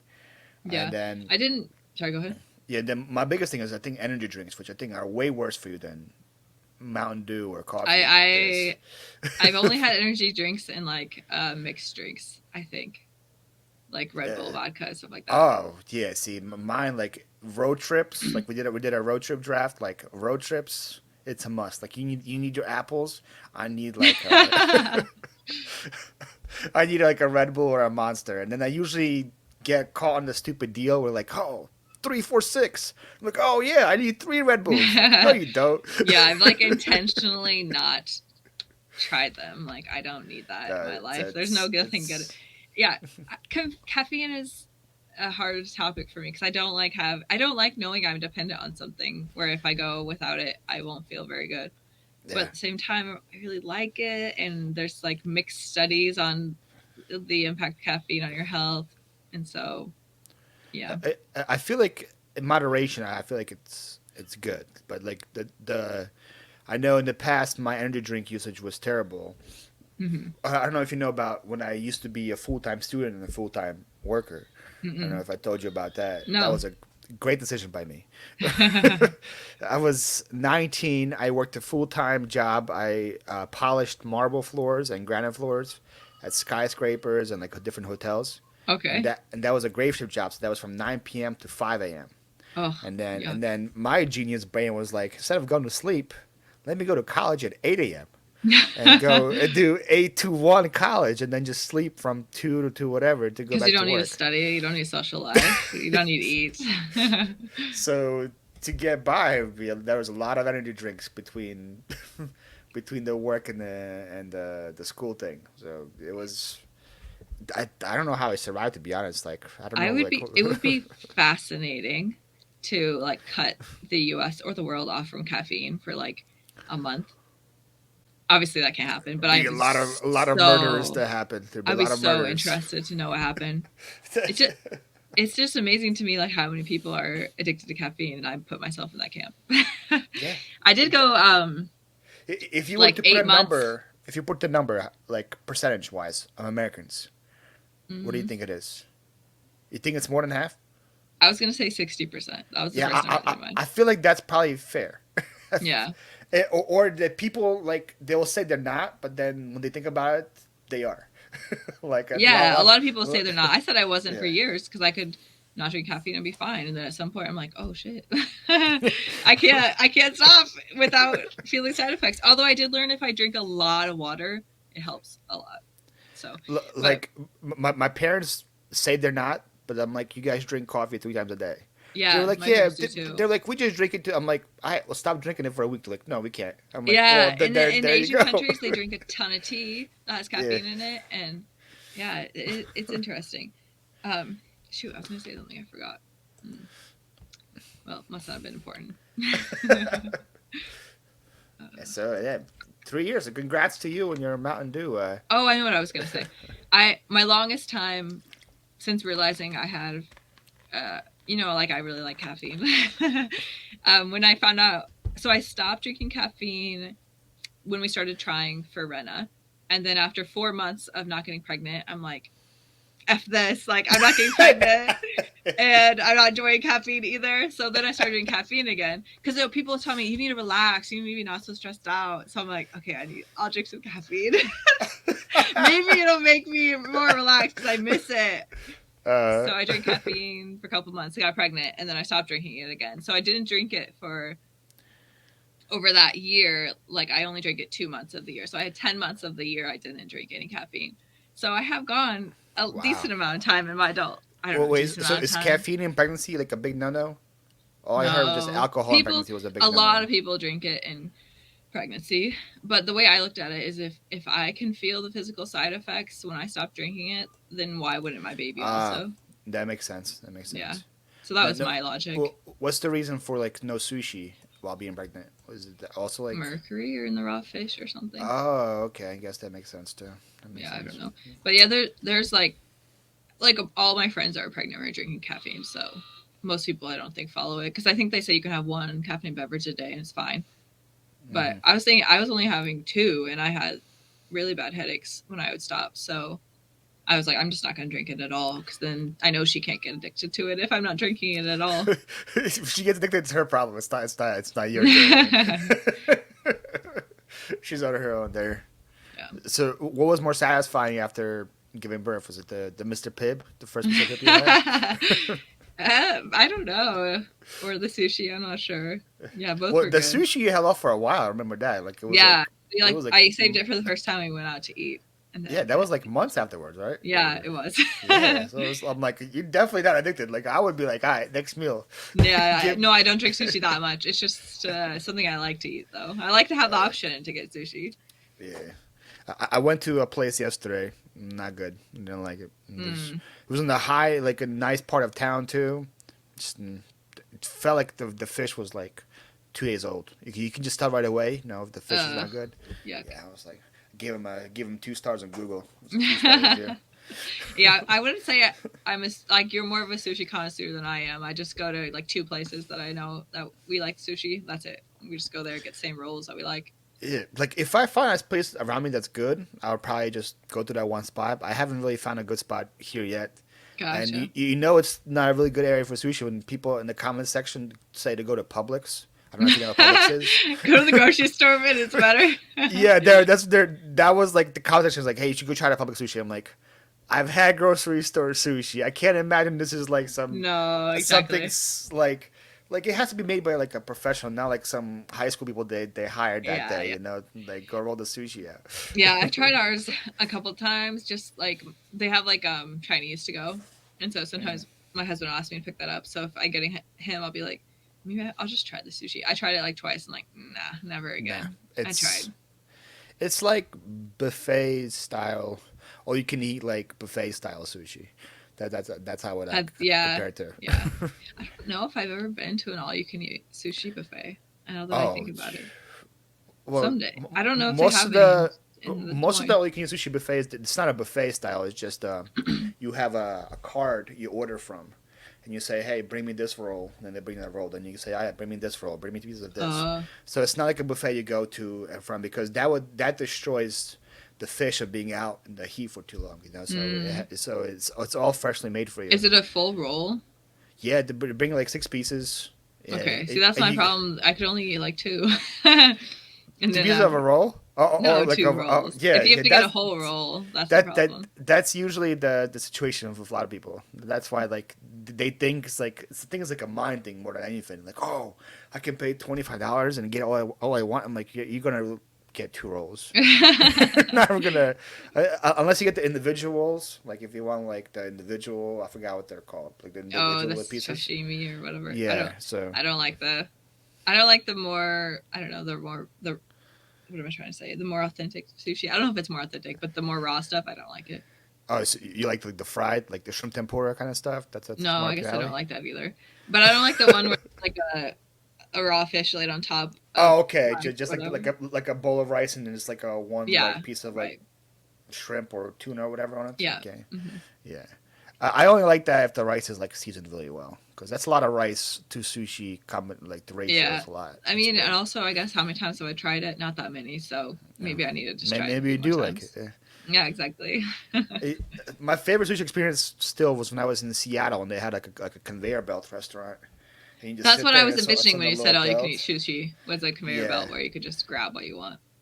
This wasn't all you can eat, but it had different plates that was on it, and like different colors meant like this plate is $1, this plate is $2. And at Oh, the end, the lady comes and just counts your plates of what you had, and you do it. my stomach's gonna start growling. So that one Sounds actually you really would like good. because it has like three pieces of one roll on one plate. It has like two pieces of another roll, so Mm, you can try so many different things and like, all right, this plate's $1 and it has three pieces of sushi on it. All right, yeah, cool. it Let me sounds try really this out. good.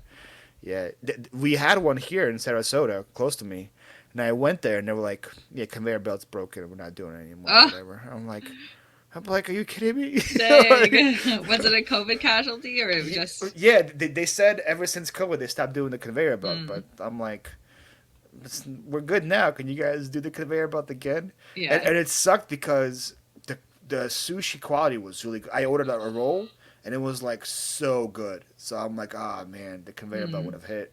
That thing would have hit. dang, disappointing. And very disappointing.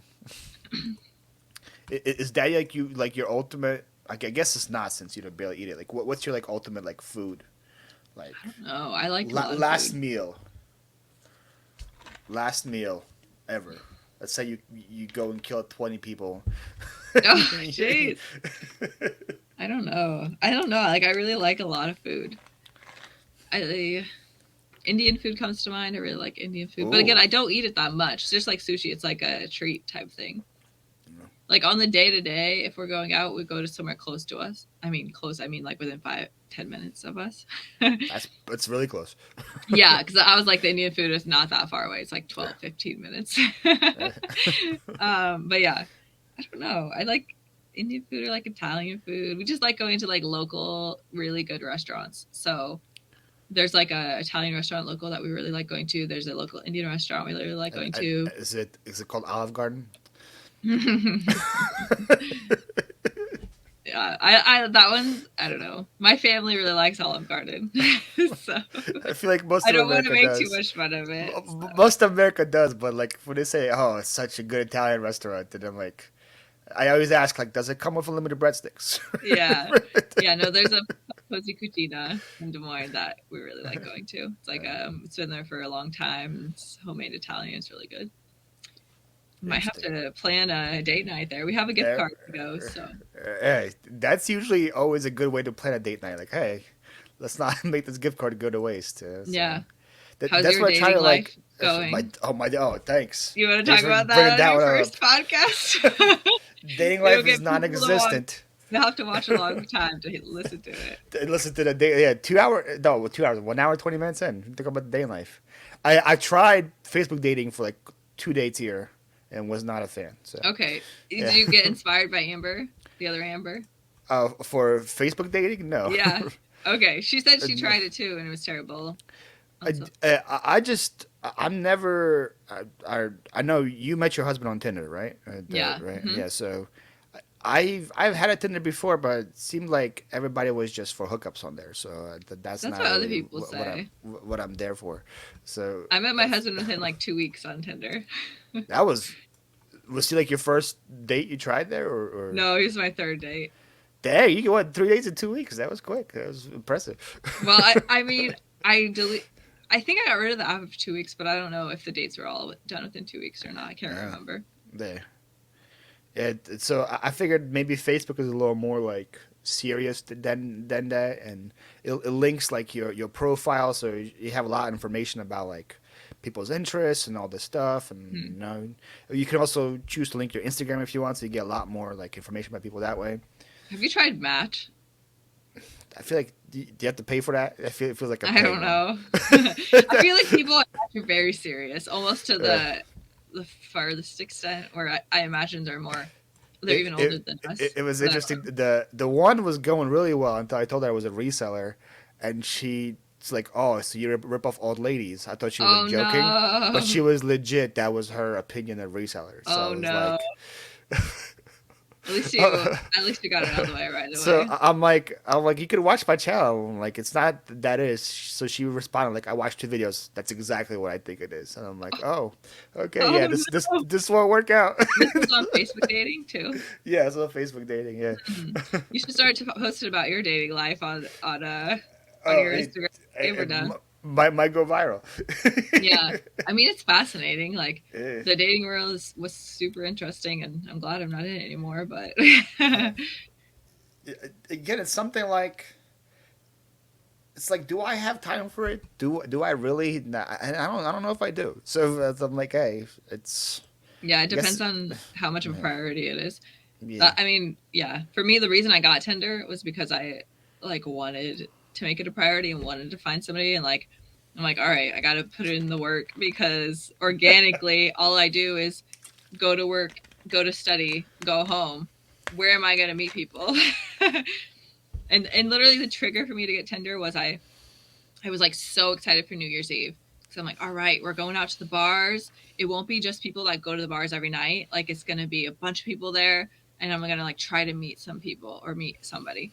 And then we get to New Year's Eve, and my friends are like, oh, I don't really want to go out. Like, Oh, let's just dang. stay in. We can like order food, get some alcohol, play some board games, which sounds great. But I was like so excited for opportunity to like actually meet people.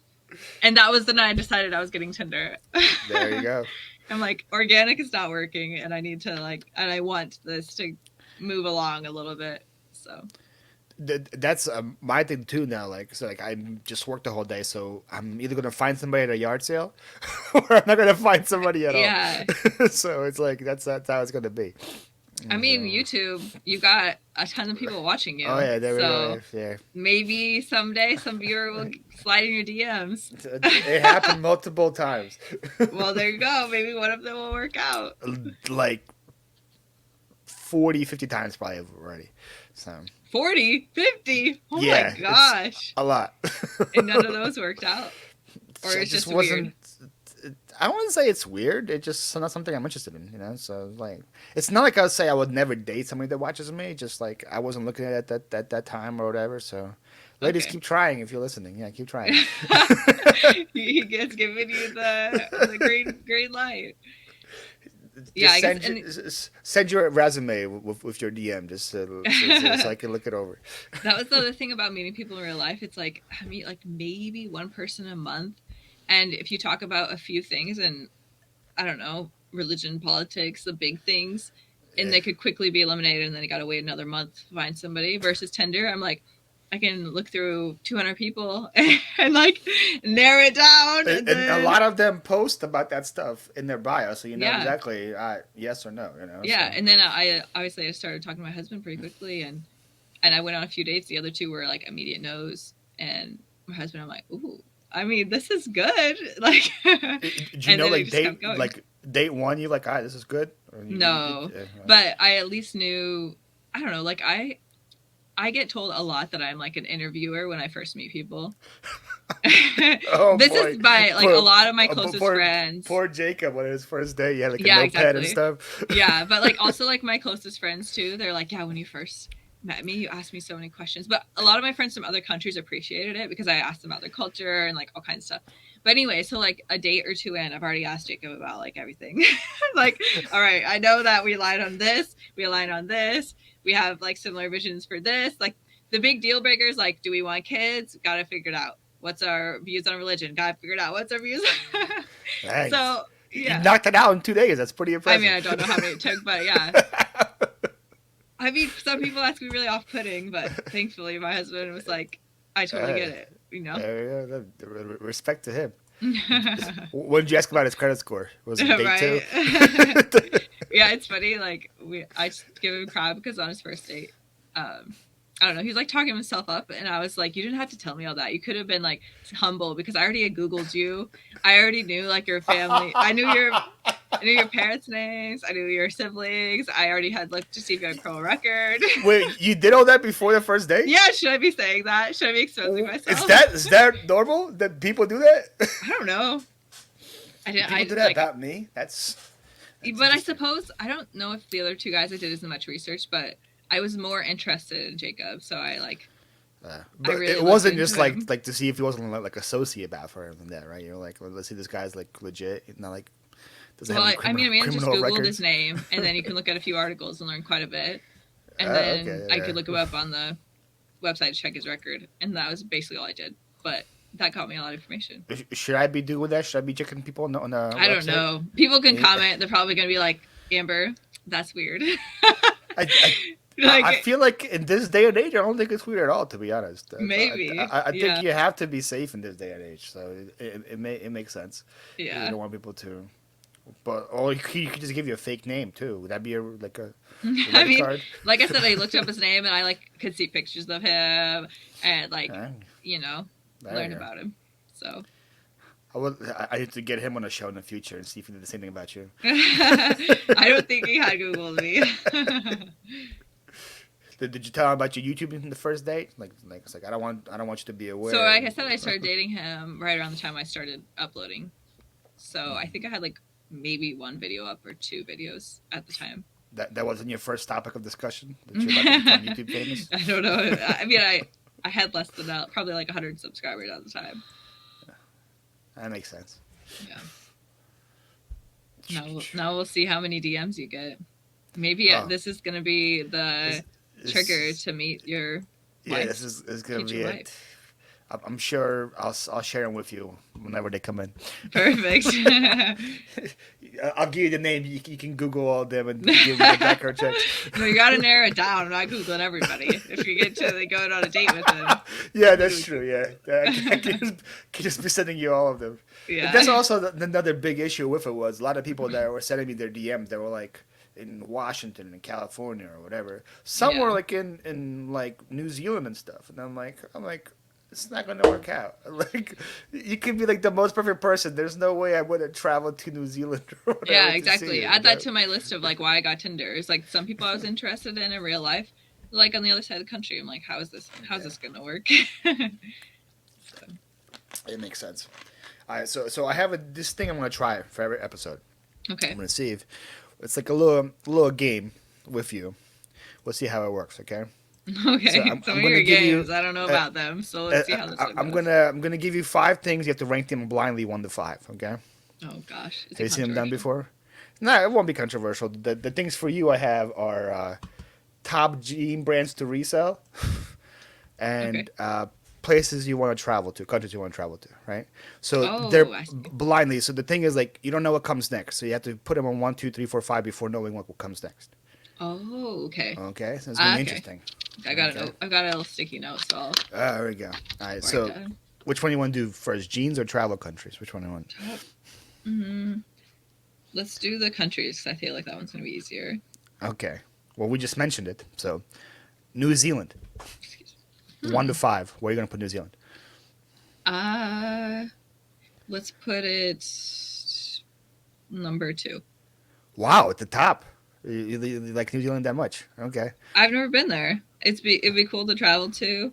Basically, my top places I want to travel right now, I don't really travel anywhere because I got Rena. But let's say 5 years from now, places I haven't been. So, yeah, New Zealand, number 2. Okay. All right. It'd be next cool. one, Brazil. I've been to Brazil. I spent. You've already been there? Okay, I see. Yeah, I spent 2 weeks in Brazil. I went to the Olympics when I was in Rio. Oh, that's a interesting time to go there. Yeah, it was super interesting.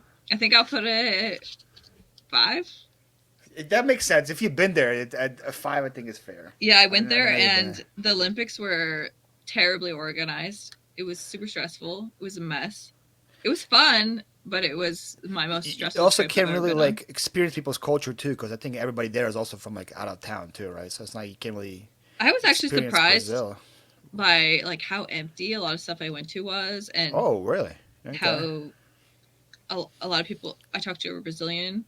The thing that was hardest is that I expected more people to speak English, so I did not prepare well. I should have done more research and like practiced some Portuguese or had something to help me translate, because not very many people spoke English and I wasn't prepared for that, which was my own fault.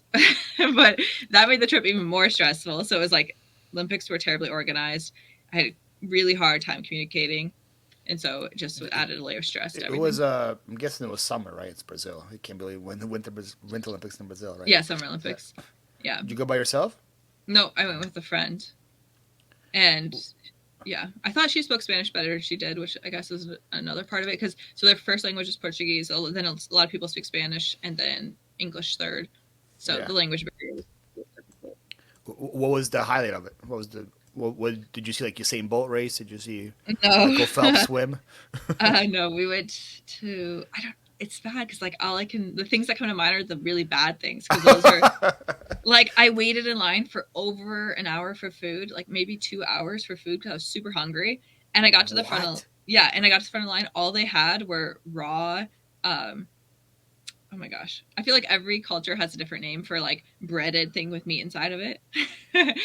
And the bread was completely raw. It was just Like dough. empanadas or something like Yeah, that. Like or arepas.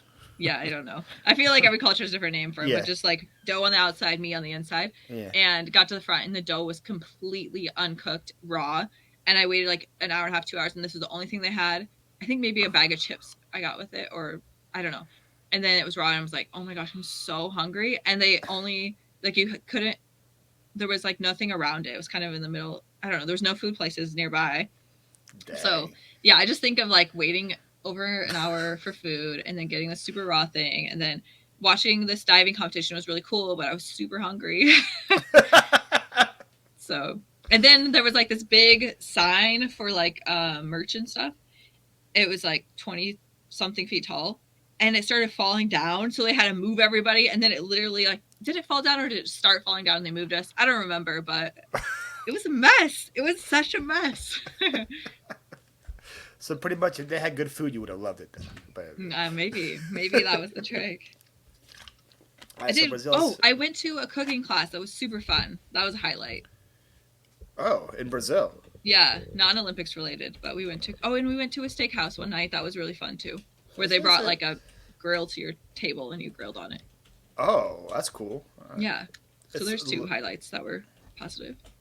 So New Zealand was 2, Brazil was 5, right? I got to keep track of it here. Next we have the UK. I'll put. Trying to think what else you're gonna throw at me for countries. So I'm gonna put it 4 because. Wow. Have you been there too, or no? Actually, I haven't.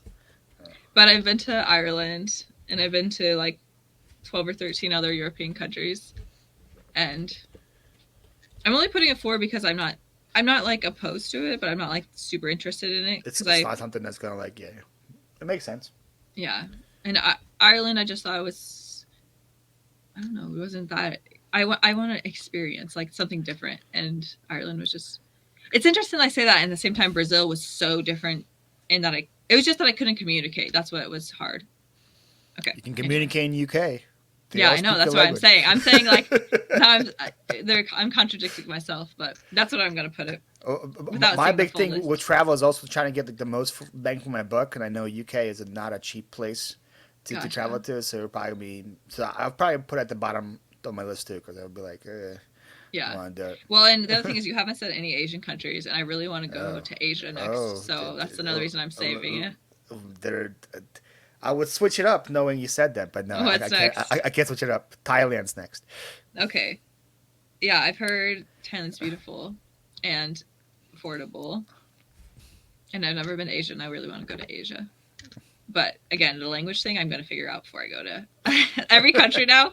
I mean, obviously, it seems dumb to say that, but Do you just open like Duolingo before you decide to go there? Like, oh, we're gonna get Duolingo maybe going. learn the basic things. Or I'll put Thailand number 1.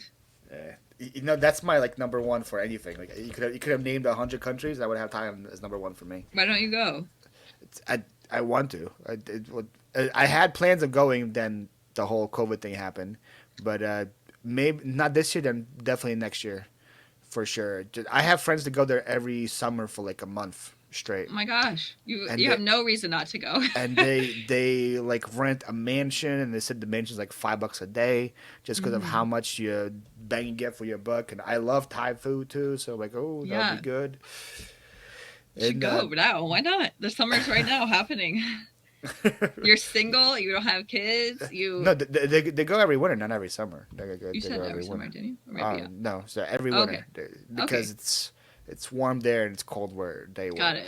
Cool. That was my biggest thing for traveling, was just because I wanted to go to a warmer climate and go to the beach. But like I have the beach close to me now too, so I'm like, I don't know if that really entices me as much as it did in the past. But yeah, I think it's still number one for me for sure. And then but not like Bangkok or like the big like touristy places. Like I probably want like, I don't know, off the grid. I'm an off the grid traveler. Yeah, that's the biggest thing I learned from my travel is if you go to the like big tourist attractions, I don't know, I don't think it's that interesting. But if you can find local people and like who can take you around and show you their favorite things, it's so fascinating when you can learn about their culture and like their day to day. That's why I also like to do Airbnbs and not hotels. Because that's usually like, if I travel, I usually travel like 1 or 2 people, and like we don't know anybody in that country usually when we go. So an Airbnb is a really good way for you just like to meet somebody. Yeah. And then like and then you ask them, what do you want to do? Yeah. When we went to Brazil, we stayed in a favela one night, and it was like the drug place.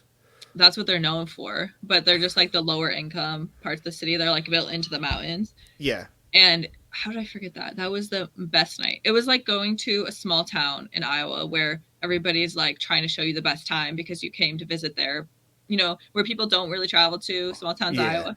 And they're just like teaching us how to dance at this like little bar rooftop that like overlooked the city because it's in the favelas and the mountaintops. And that sounds awesome. Yeah, it was super fun. And it was kind of sad because all the restaurants and bars were empty, which probably was a sign we probably shouldn't have been there, maybe. But it didn't feel unsafe. Yeah. And the people were so welcoming. And obviously, everything turned out just fine. So. Yeah, I'm never worried about the whole safety issue, but I'm also huge. So it's like hard for me to worry about it. But I don't like, my first place going to was Colombia, which people say is always like a big red flag. I spent 3 weeks in Colombia, and I had the time of my life. And so it's like, I have a friend from Colombia, and he is like, you never go there. He's like, it is not safe. He's like, even as a resident, I've been really? like held at gunpoint and stuff like this. That's it. I've been offered, let's see, I was there for 21 days. Probably 18 of those 21 days I was offered coke on the streets. Yeah. So that is a proper, I guess, what's the word I'm thinking of? I don't know, whatever. Like when people think of Colombia, occurrence. When people think of Colombia, think of cocaine. That's accurate. It's a correct stereotype. Stereotype. That's the word. Yeah. The funniest part was we landed in Cartagena, which is like the Miami of Colombia. It kind of was built off the city, and as soon as we got to our taxi to go to our Airbnb, the taxi pulled over. It was like, you guys want? Immediately. We were like, whoa. Maybe that's how you get yourself in the bad situation. We were like, so like, and I don't want to like say like no, because like what are you gonna do? So I was like, not today, but let me get your number, and then I'm like, so I got away from it that way. So yeah. Yeah. Colombia is not on my list. Not on your list. Number 6. Good thing Colombia is not next. We got one left for you, right? Right. Yeah, I guess it's going at number 3. South Africa. See, I try to go all continents with you. So South Africa is 3. So it has to be 3. You can't put it anywhere. Yeah. Are you happy with your list? I am. Wow, you did. I'd be good with South Africa, New Zealand, or Thailand being next. So. Have you gone anywhere in Africa or no? Mm-mm. Yeah. No, I wanted to, like I said, I've been in Europe a lot. And I wanted to go to Asia next. And then I met my husband and he wanted to go to Europe. And so I was like, well, I'd rather go with my husband where he wants to go. And he wanted to go to Spain, which I hadn't been to. So we went to Spain. And then my sister wanted to travel with me and she wanted to go to Ireland. So then I went to Ireland. But I really want to go to Asia. It's just like a lot of people want to go to Europe. So that's where I end up going. But yeah, I don't know the whole don't get the whole fascination with Europe. I just I mean, it's fun. yeah, but I've just been, yeah. it's also very small too, I guess. So you get to experience a lot of different. Like you can go from like one country to another every single day if you want. Yeah. Yeah. Yeah. I spent a summer in Germany and then on literally every weekend we would travel to another country. And Just then by like train or something, right? yeah, by train. Yeah. And then I spent a semester in Greece, and I feel like I did it better in Greece because I didn't travel. I just like got to know the culture of Greece and like made Yeah. friends there, and I definitely had like I feel way more in touch with the Greek culture than the German culture, even though I spent about the same time in both countries. Speaking of the German culture, can you tell me why any German World War II movies played by British actors? I never understood. I don't know. I'm not familiar I with was that watching at one thing on National Geographic yesterday. And I'm like, why is this lady speaking British? And she's supposed to be with a like British in Nazi accent. Germany. Oh, It's like weird. it's always weird They're for like a me. differentiate it. They can't speak. Yeah, you could still have someone speak English with German accent. I don't Yeah, know. but it's like I was like, all right, okay, interesting. All right. How often do you go back to Ukraine? Have, last time I went was 2018. Okay. Do So you that have? was yeah. I would love to go now, especially that I work for myself.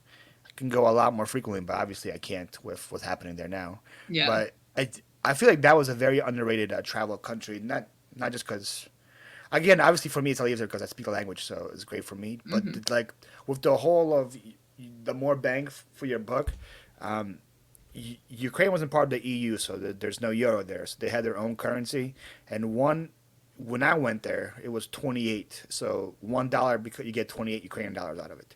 Right now it's 42, so it's even better for the dollar. And it's worth like you can get stuff for cheap. A lunch, like a lunch at a nice restaurant, is like 50 Ukrainian dollars. So like Wow. about $2 Yeah. here. Wow. I was Yeah. supposed to go to Russia, but with Ukraine, Russia, they switched it to Poland. So then I went to Poland for 2 weeks, which is not that exciting. One of my favorite countries I've ever been to is Romania. So that's like I've been all over Europe, and Romania was they're next awesome. door to Ukraine. You almost made it. You were this Yeah, close. it was super fun. And again, it was like it was kind of like the favela where they were like, "Oh my gosh, someone's coming to visit our country," and they literally just showed us around. We had so That's much how fun. like Ukraine would make you feel too. Do you ever Yeah. watch this channel called Bold and Bankrupt? Mm-mm. He's a travel channel, but he travels to all the Soviet Union countries, and Oh, people there like are were so shocked to always. He would go to like the villages of Ukraine, and people were like, "What is this guy doing here?" And he would like record all of them, and they would like share all the food that they had with him, all the food they made. Like, that's "Hey, what it come felt like in eat." Romania. It was Yeah. amazing. Everybody we met's like literally just wanted to talk to us and like tell us like this is what you have to do. Like this is so fun. Like one of them I don't know, like sometimes I say this stuff and like if my daughter has told me she did this, I'd be like, girl, what are you doing? But this guy was like, yeah, there's some my friend will take you around for the day for like a small fee. And so he like drove us to this like ice cave. We went down, explored the cave, we like went hiking, and then he drove us to Wow. this really good restaurant in the mountains, and we was the mountains. I don't know if it's mountains, but in my head it was mountains.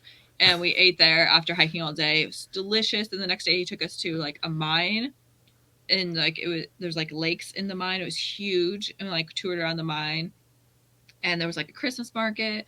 But anyways, someone hooked us up with somebody who like just drove us around everywhere, Yeah. which was so nice. That was all Romania. Dang. Yeah, it was fun. Well, I was Dang. there for a week, 2 weeks. Yeah, 1 week. Yeah, my best friend, she was studying in Austria the semester before I was in Greece. So in the 2 weeks in between, I spent a week in Austria, and then we went to Romania for a week. Interesting. Was Romania better than Austria? In my experience, Yeah. but a lot of it, I think, is just about the people you meet and the experiences you That, happen to have. that's a big part of when I think about like my favorite travel part is the people that I meet. It's in like that's the best part because okay, cool. You go see a building, all right, cool. I saw Yeah. whatever. I saw the Louvre or whatever, cool. I saw some art.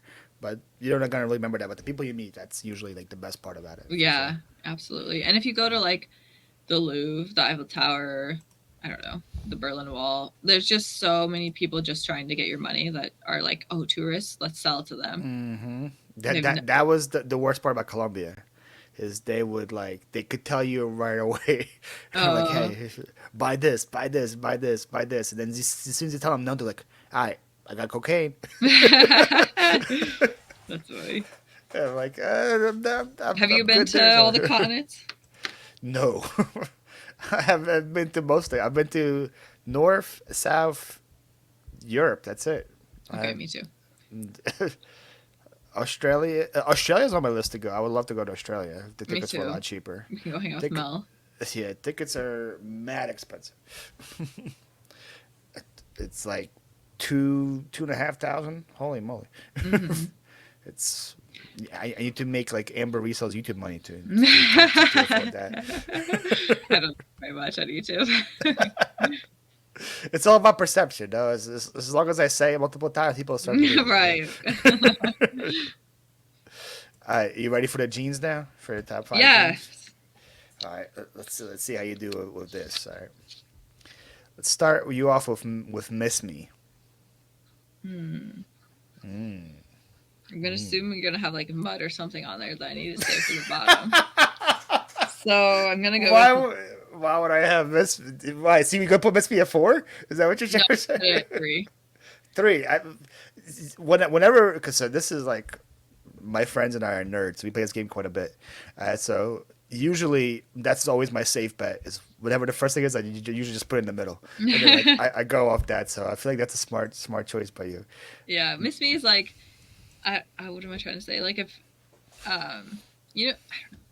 If there was like words I've said many times in my videos throughout the years, Miss Me would be on that list. Like it has been a staple of my channel since like video 1 because I live in Iowa, and they've continued to resell for at least $20 over 5 years I've had my channel. So it's a good thing that I didn't buy them for $20 yesterday. And yeah, that was a good thing for sure. It's gonna be funny when that video comes out because the lady was like, she had like these like weird like white boots that sold for like $40 online. She wanted 40 for those. I did get some Timberlands from her for $30 to sell for like 100. But she's like, you're a reseller. You came to the right place. We have so many good resellable items here. And I'm like, yeah, I'm not paying $20. I was gonna say resellable, but not those prices. yeah, like if your jeans were $2, $3, yeah, I'd buy them. Right. not for 20. All right, Miss Me's at 3. Next, free people. Just in general. Just free people. You watch my videos, so you know what I have to say. It's like not those styles do well. Not those like red star pocket free people. Yeah, exactly. The firecracker. Yeah. Okay, in general, the most random free people gene. I'm gonna put it 4. Whoa. Okay. I don't know what's left though, so I might really regret this.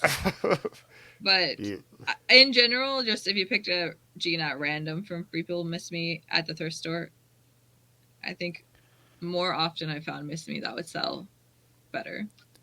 Yeah, but I think a lot of people that are maybe listening to this, the do reselling, they hear free people and they think, oh, money. Free people, money. And like, no, this is not the case. Yeah, but the thing is with free people, it's not like it's always bad. Sometimes it's really, really good. Sometimes it's good. And sometimes it's really bad. And sometimes it's bad. It's like all over the board. With free people, you have to like look at the style and look at comps and then decide. But yeah, don't just leave it behind, but also don't just pick it up. Check comps. Yeah, it's not like a guarantee. Like, yeah, and Miss Me, it's not a guarantee, but it's pretty consistent. There's not much variability. You can't really sell it for. Did you sell Miss Me for like 15 before less than 15? I feel like usually it's like at least you can get 20 for it, right? Yeah, although I have a couple listed right now that have been listed for a bit, but 15 to 40 consistently. So Miss Me, the free people. Next we have Levi's. Why are you picking all these that are like... Speaking of all across the board. You saw my video, so you already know my opinions of them. You pick the hard ones. Yeah, well, I'm not going to give you just all like Rock Revival isn't up in here. Yeah, that's what you need to do. See, you already know my answer, so you just made this hard. Oh, yeah, Okay, I'm trying to challenge you here. I feel like I need to save 5 because you're gonna put something on there that I don't I know. would never buy. What if I have mud people? What if I have mud coming up? That's what I mean. So we'll put it number 2. So Levi's are better than Miss Me's. Okay, good. I guess. Well, I don't know. Levi's has been around forever. I don't feel bad about putting them number 2. They're I bought like 25 pairs yesterday, so we'll see how it goes. Jeez. You watched my video, right? Where I said that a lot of Levi's are not good. Did you leave the denizens behind? No denizens. They all seem pretty vintage, like 569 or something. But they all seem old, all men's. Okay. Very similar, and I got like 25 pairs for $20. So okay, it's like, yeah, nice. So you should have a couple of one win. You're good. We'll see. I'll list a bunch of them in the 50 challenge day. Yeah, sounds good. Jacob, you down here? I hear a dog. Yeah, Jack's over there. I have the dog gate closed. All right, I feel like you're pretty smart about this. Right? Because number 4 I have is American Eagle. Okay, we'll put it at the bottom of the list. Number 5. Yeah, that was the one I was trying to stump you with. I was like, I'll leave this for the end so that American Eagle. I tried it so many times because people would tell me that it sells well for them or sells decent. Jacob, you can bring her in if you want. But yeah, I picked it up, tried to sell it so many times, and I don't think it's ever really sold well for me. I've sold a pair. I bought a pair last Saturday. It sold 2 days. $22. Nice. I don't See, know that's how. what like other people say. It sells quick for them. I gotta next time I see a pair. I've had more luck with men's than women's. Like men's American Eagle do a lot better than women's American Eagle. Interesting. So, very interesting. Okay. Yeah, I was very interested in that too. But that gets just me, a guy that doesn't know anything about you. Next time I go to garage sale, I'm sure I'll find American Eagle and I'll pick up for my $20 video. We'll see how it does. There we go. All right, so you have number 1 spot left, right? Okay. Mm-hmm. All right, you did good. It's Mother. Woo! Nice. I played the game. Risky, leaving that for the end. He left the one for the end. Well, you didn't give me any amazing ones. I mean, not terrible, but also not amazing. So. Yeah, I was hoping you had like a file left at the end. I'm like, oh wow. No, I played it right. Yeah, good for you. No, I have never seen them here yet. So. Mother. Yeah, I feel like it's like a Midwest thing. A lot of people from the Midwest find them. So I don't know. Like Illinois in that area. Really? I don't know if I've found. You haven't found them yet either? I've sold Mother. I'm looking up the 2. Yeah. Both of the Mother jeans that I have sold, I got in ThredUp DIY denim boxes. Oh, they put those things in ThredUp boxes? I think for a bit, I don't know, maybe they still don't, but they didn't realize that raw hems or fray hems were like a style. And so that's my hunch, that they thought that they were flawed. Literally, one of them was brand new, still had the tags on it. And it was in the DIY denim box. Yeah. It sold. It sold for $95 in just a couple weeks. How much did you pay for the box? I don't know. I have to go back to my channel and look. $50 maybe. Yeah, that's what I think. Dang, that's pretty good. Mm-hmm. I think the reason I say it is because I watch him mainly with the teenage reseller. Keegan is his name, right? Mm-hmm. Keegan? Yeah. Mm-hmm. And he finds them like all the time. So, and he's in Illinois, right? I think he's in Illinois. I'm pretty sure that's where he is. I don't know. I'm not sure. I don't. Yeah. Honestly, I should watch him more. I feel like I hear about him from other resellers, and that's why I know his name. But does he? Do you know if he sources at like buy sell trade and stuff like that? I feel like the people I know that find him all the time, they go to like. He sources at a lot of thrift stores like Goodwills and stuff, and he does yard sales. But he also does a bunch of like boxes and stuff too. He buys boxes from other resellers and stuff. He's pretty interesting stuff. I learned a lot from like clothes from him. I think I found him through Rags to Riches. I think that's how I found out about him. Okay, gotcha. I'm trying to remember. Yeah, I guess I haven't ever found it in the wild, just in the ThredUp boxes. He did a video about like his outfit, like his closet, and he had like 180 pieces of Lulu in his closet. So I was like, wow, cow. This guy's living large. Closet as in his personal clothing? Like his personal clothing, yeah. Where do you find that much? I was like, wow, okay. Wow, that's amazing. I'm You have like, to have him on and interview him. I'll oh, definitely listen. he's on my potential Perfect. interviewers. I said I only found Lulu once, and it was through that eBay buyout that I did a couple weeks ago. I found Lulu in there. I That's the haven't. only time. I've seen it at one of the yard sale, but she was asking like $25 an item, so Yeah. I didn't buy it. But That's the thing. I this was is like, the I one. probably have seen Mother before, and it was just way too expensive. I don't know. If Yeah. I had to bet money, I'd bet money that I've probably seen it, but it was way too expensive to buy to resell. Yeah. So I don't know. Does that count? Yeah. I don't know. Maybe. I feel like seeing it, picking it up is different, right? Yeah. Yeah. I just Yeah. listed a pair of Lululemon shorts I found in the Houston Goodwill outlets. So I picked up for like $1. Sold them for Like 32. that's crazy to me that those things make it to. Well, To some there. of the outlets they don't even send it to the stores first because Oh, it's too really? much. Interesting. I always thought that the stores just had them priced for like $50, and then nobody bought them, so they just sent them to the outlet. That's I think like in Des Moines, I think they pretty much all go to the store first, and then if they're priced too high, they make it to the outlet. But Yeah. So yeah, I found Gucci at the outlet once. I'm not sure if they were real or not, but I found them. I don't know. I feel like you need to give the outlet a chance. I love the outlets. I feel like because right now we're in a slow season, so it's completely opposite for me than the rest of the country here in Florida. Mm. So we're in a slow season now because all those snowbirds moved back to Iowa, to Wisconsin, to Illinois, right? So we have a lot less people having yard sales here, and it's gonna get super hot. So like if I can't source a garage sales, or like if I have like 2 garage sales a weekend, that's not enough work for me to do for Yeah. the whole week. And the bins is legit 1 minute from my house. Yeah, you gotta go. So Yeah, like I think I'm gonna have to do it. you're gonna have to, I should have prepared. I would have had you rank 5 and do like sourcing places. Because for me, like number one favorite, I don't know actually. I don't know if garage sales or Goodwill outlets number one. Really? Like, I thought yeah. for sure garage would be like one by far for you. I really like garage sales; they're fun. Yeah. But yeah, Goodwill outlet probably. I don't know though, because I'm thinking of the Iowa one. It's not always that good. Well, you also like travel for good outlets too. So, but Yeah. I don't know if you travel just for like the experience, not for like the what you're gonna get out of it, though. You know. Yeah, it's both. It's like my mom comes with me, so it's like a mom-daughter bonding, and we both love it. And the adrenaline rush of like finding stuff is so fun. Your mom finds like $200 in a coat. Yeah. Yeah, my mom is like, I mean, we've gone on 2 trips to Goodwill outlets, one to Houston, one to Denver, and she found a couple $100 plus items both times. So She's a pro. it's fun. She does. Yeah. She never knows that she found something that good. Well, I shouldn't say that.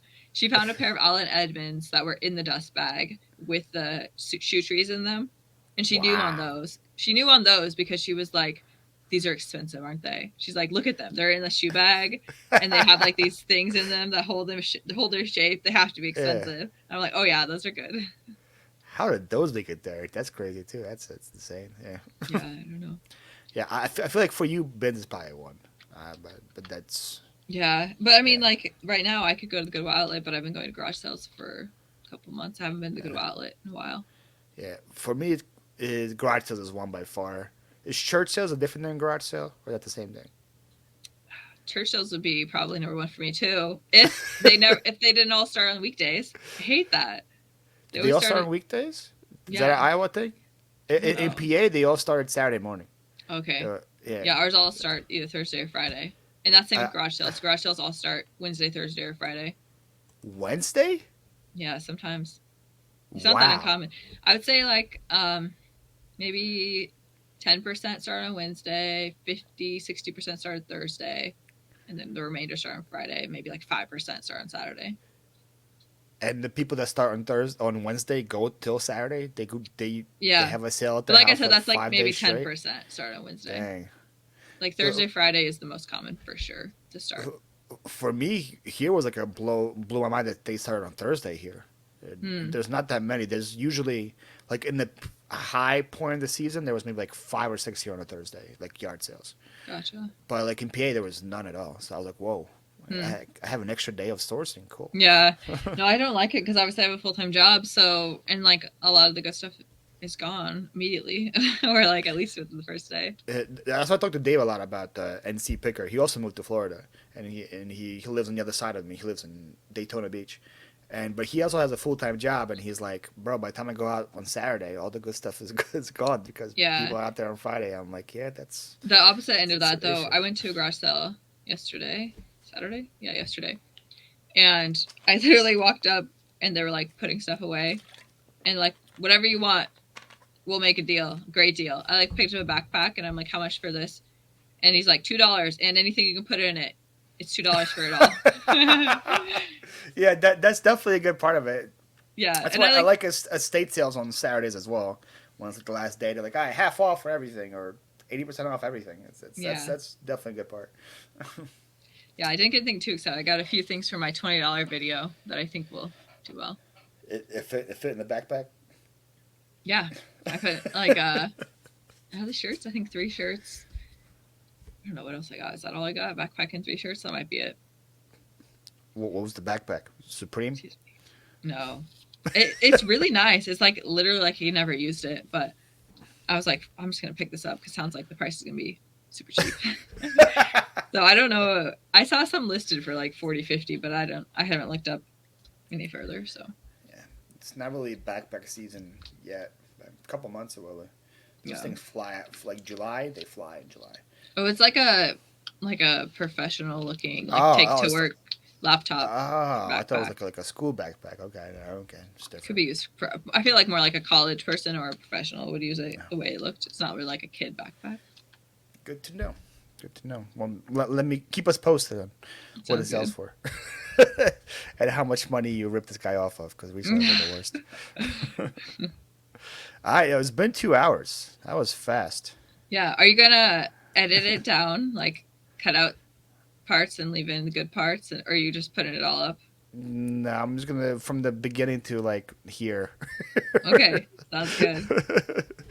Yeah. So I don't even say this is our first one, so bear with me, these guys. Yeah. How do these things usually end? I don't even know. Do I say, like, hey, thanks for coming on with me?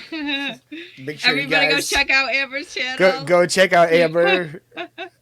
Could I even leave like links on Spotify? Yeah, People always say see the show notes for links, and I was listening to podcasts today. I'm like, I don't even know how to see show notes. I don't even know what is a means. show note? See, I don't know. That's what people say. All right, make sure You're you guys the one see starting a podcast. You're gonna have to figure it out. Make sure you guys see the show notes for Amber Alpine. We'll get that channel up and going. don't subscribe to that one, guys.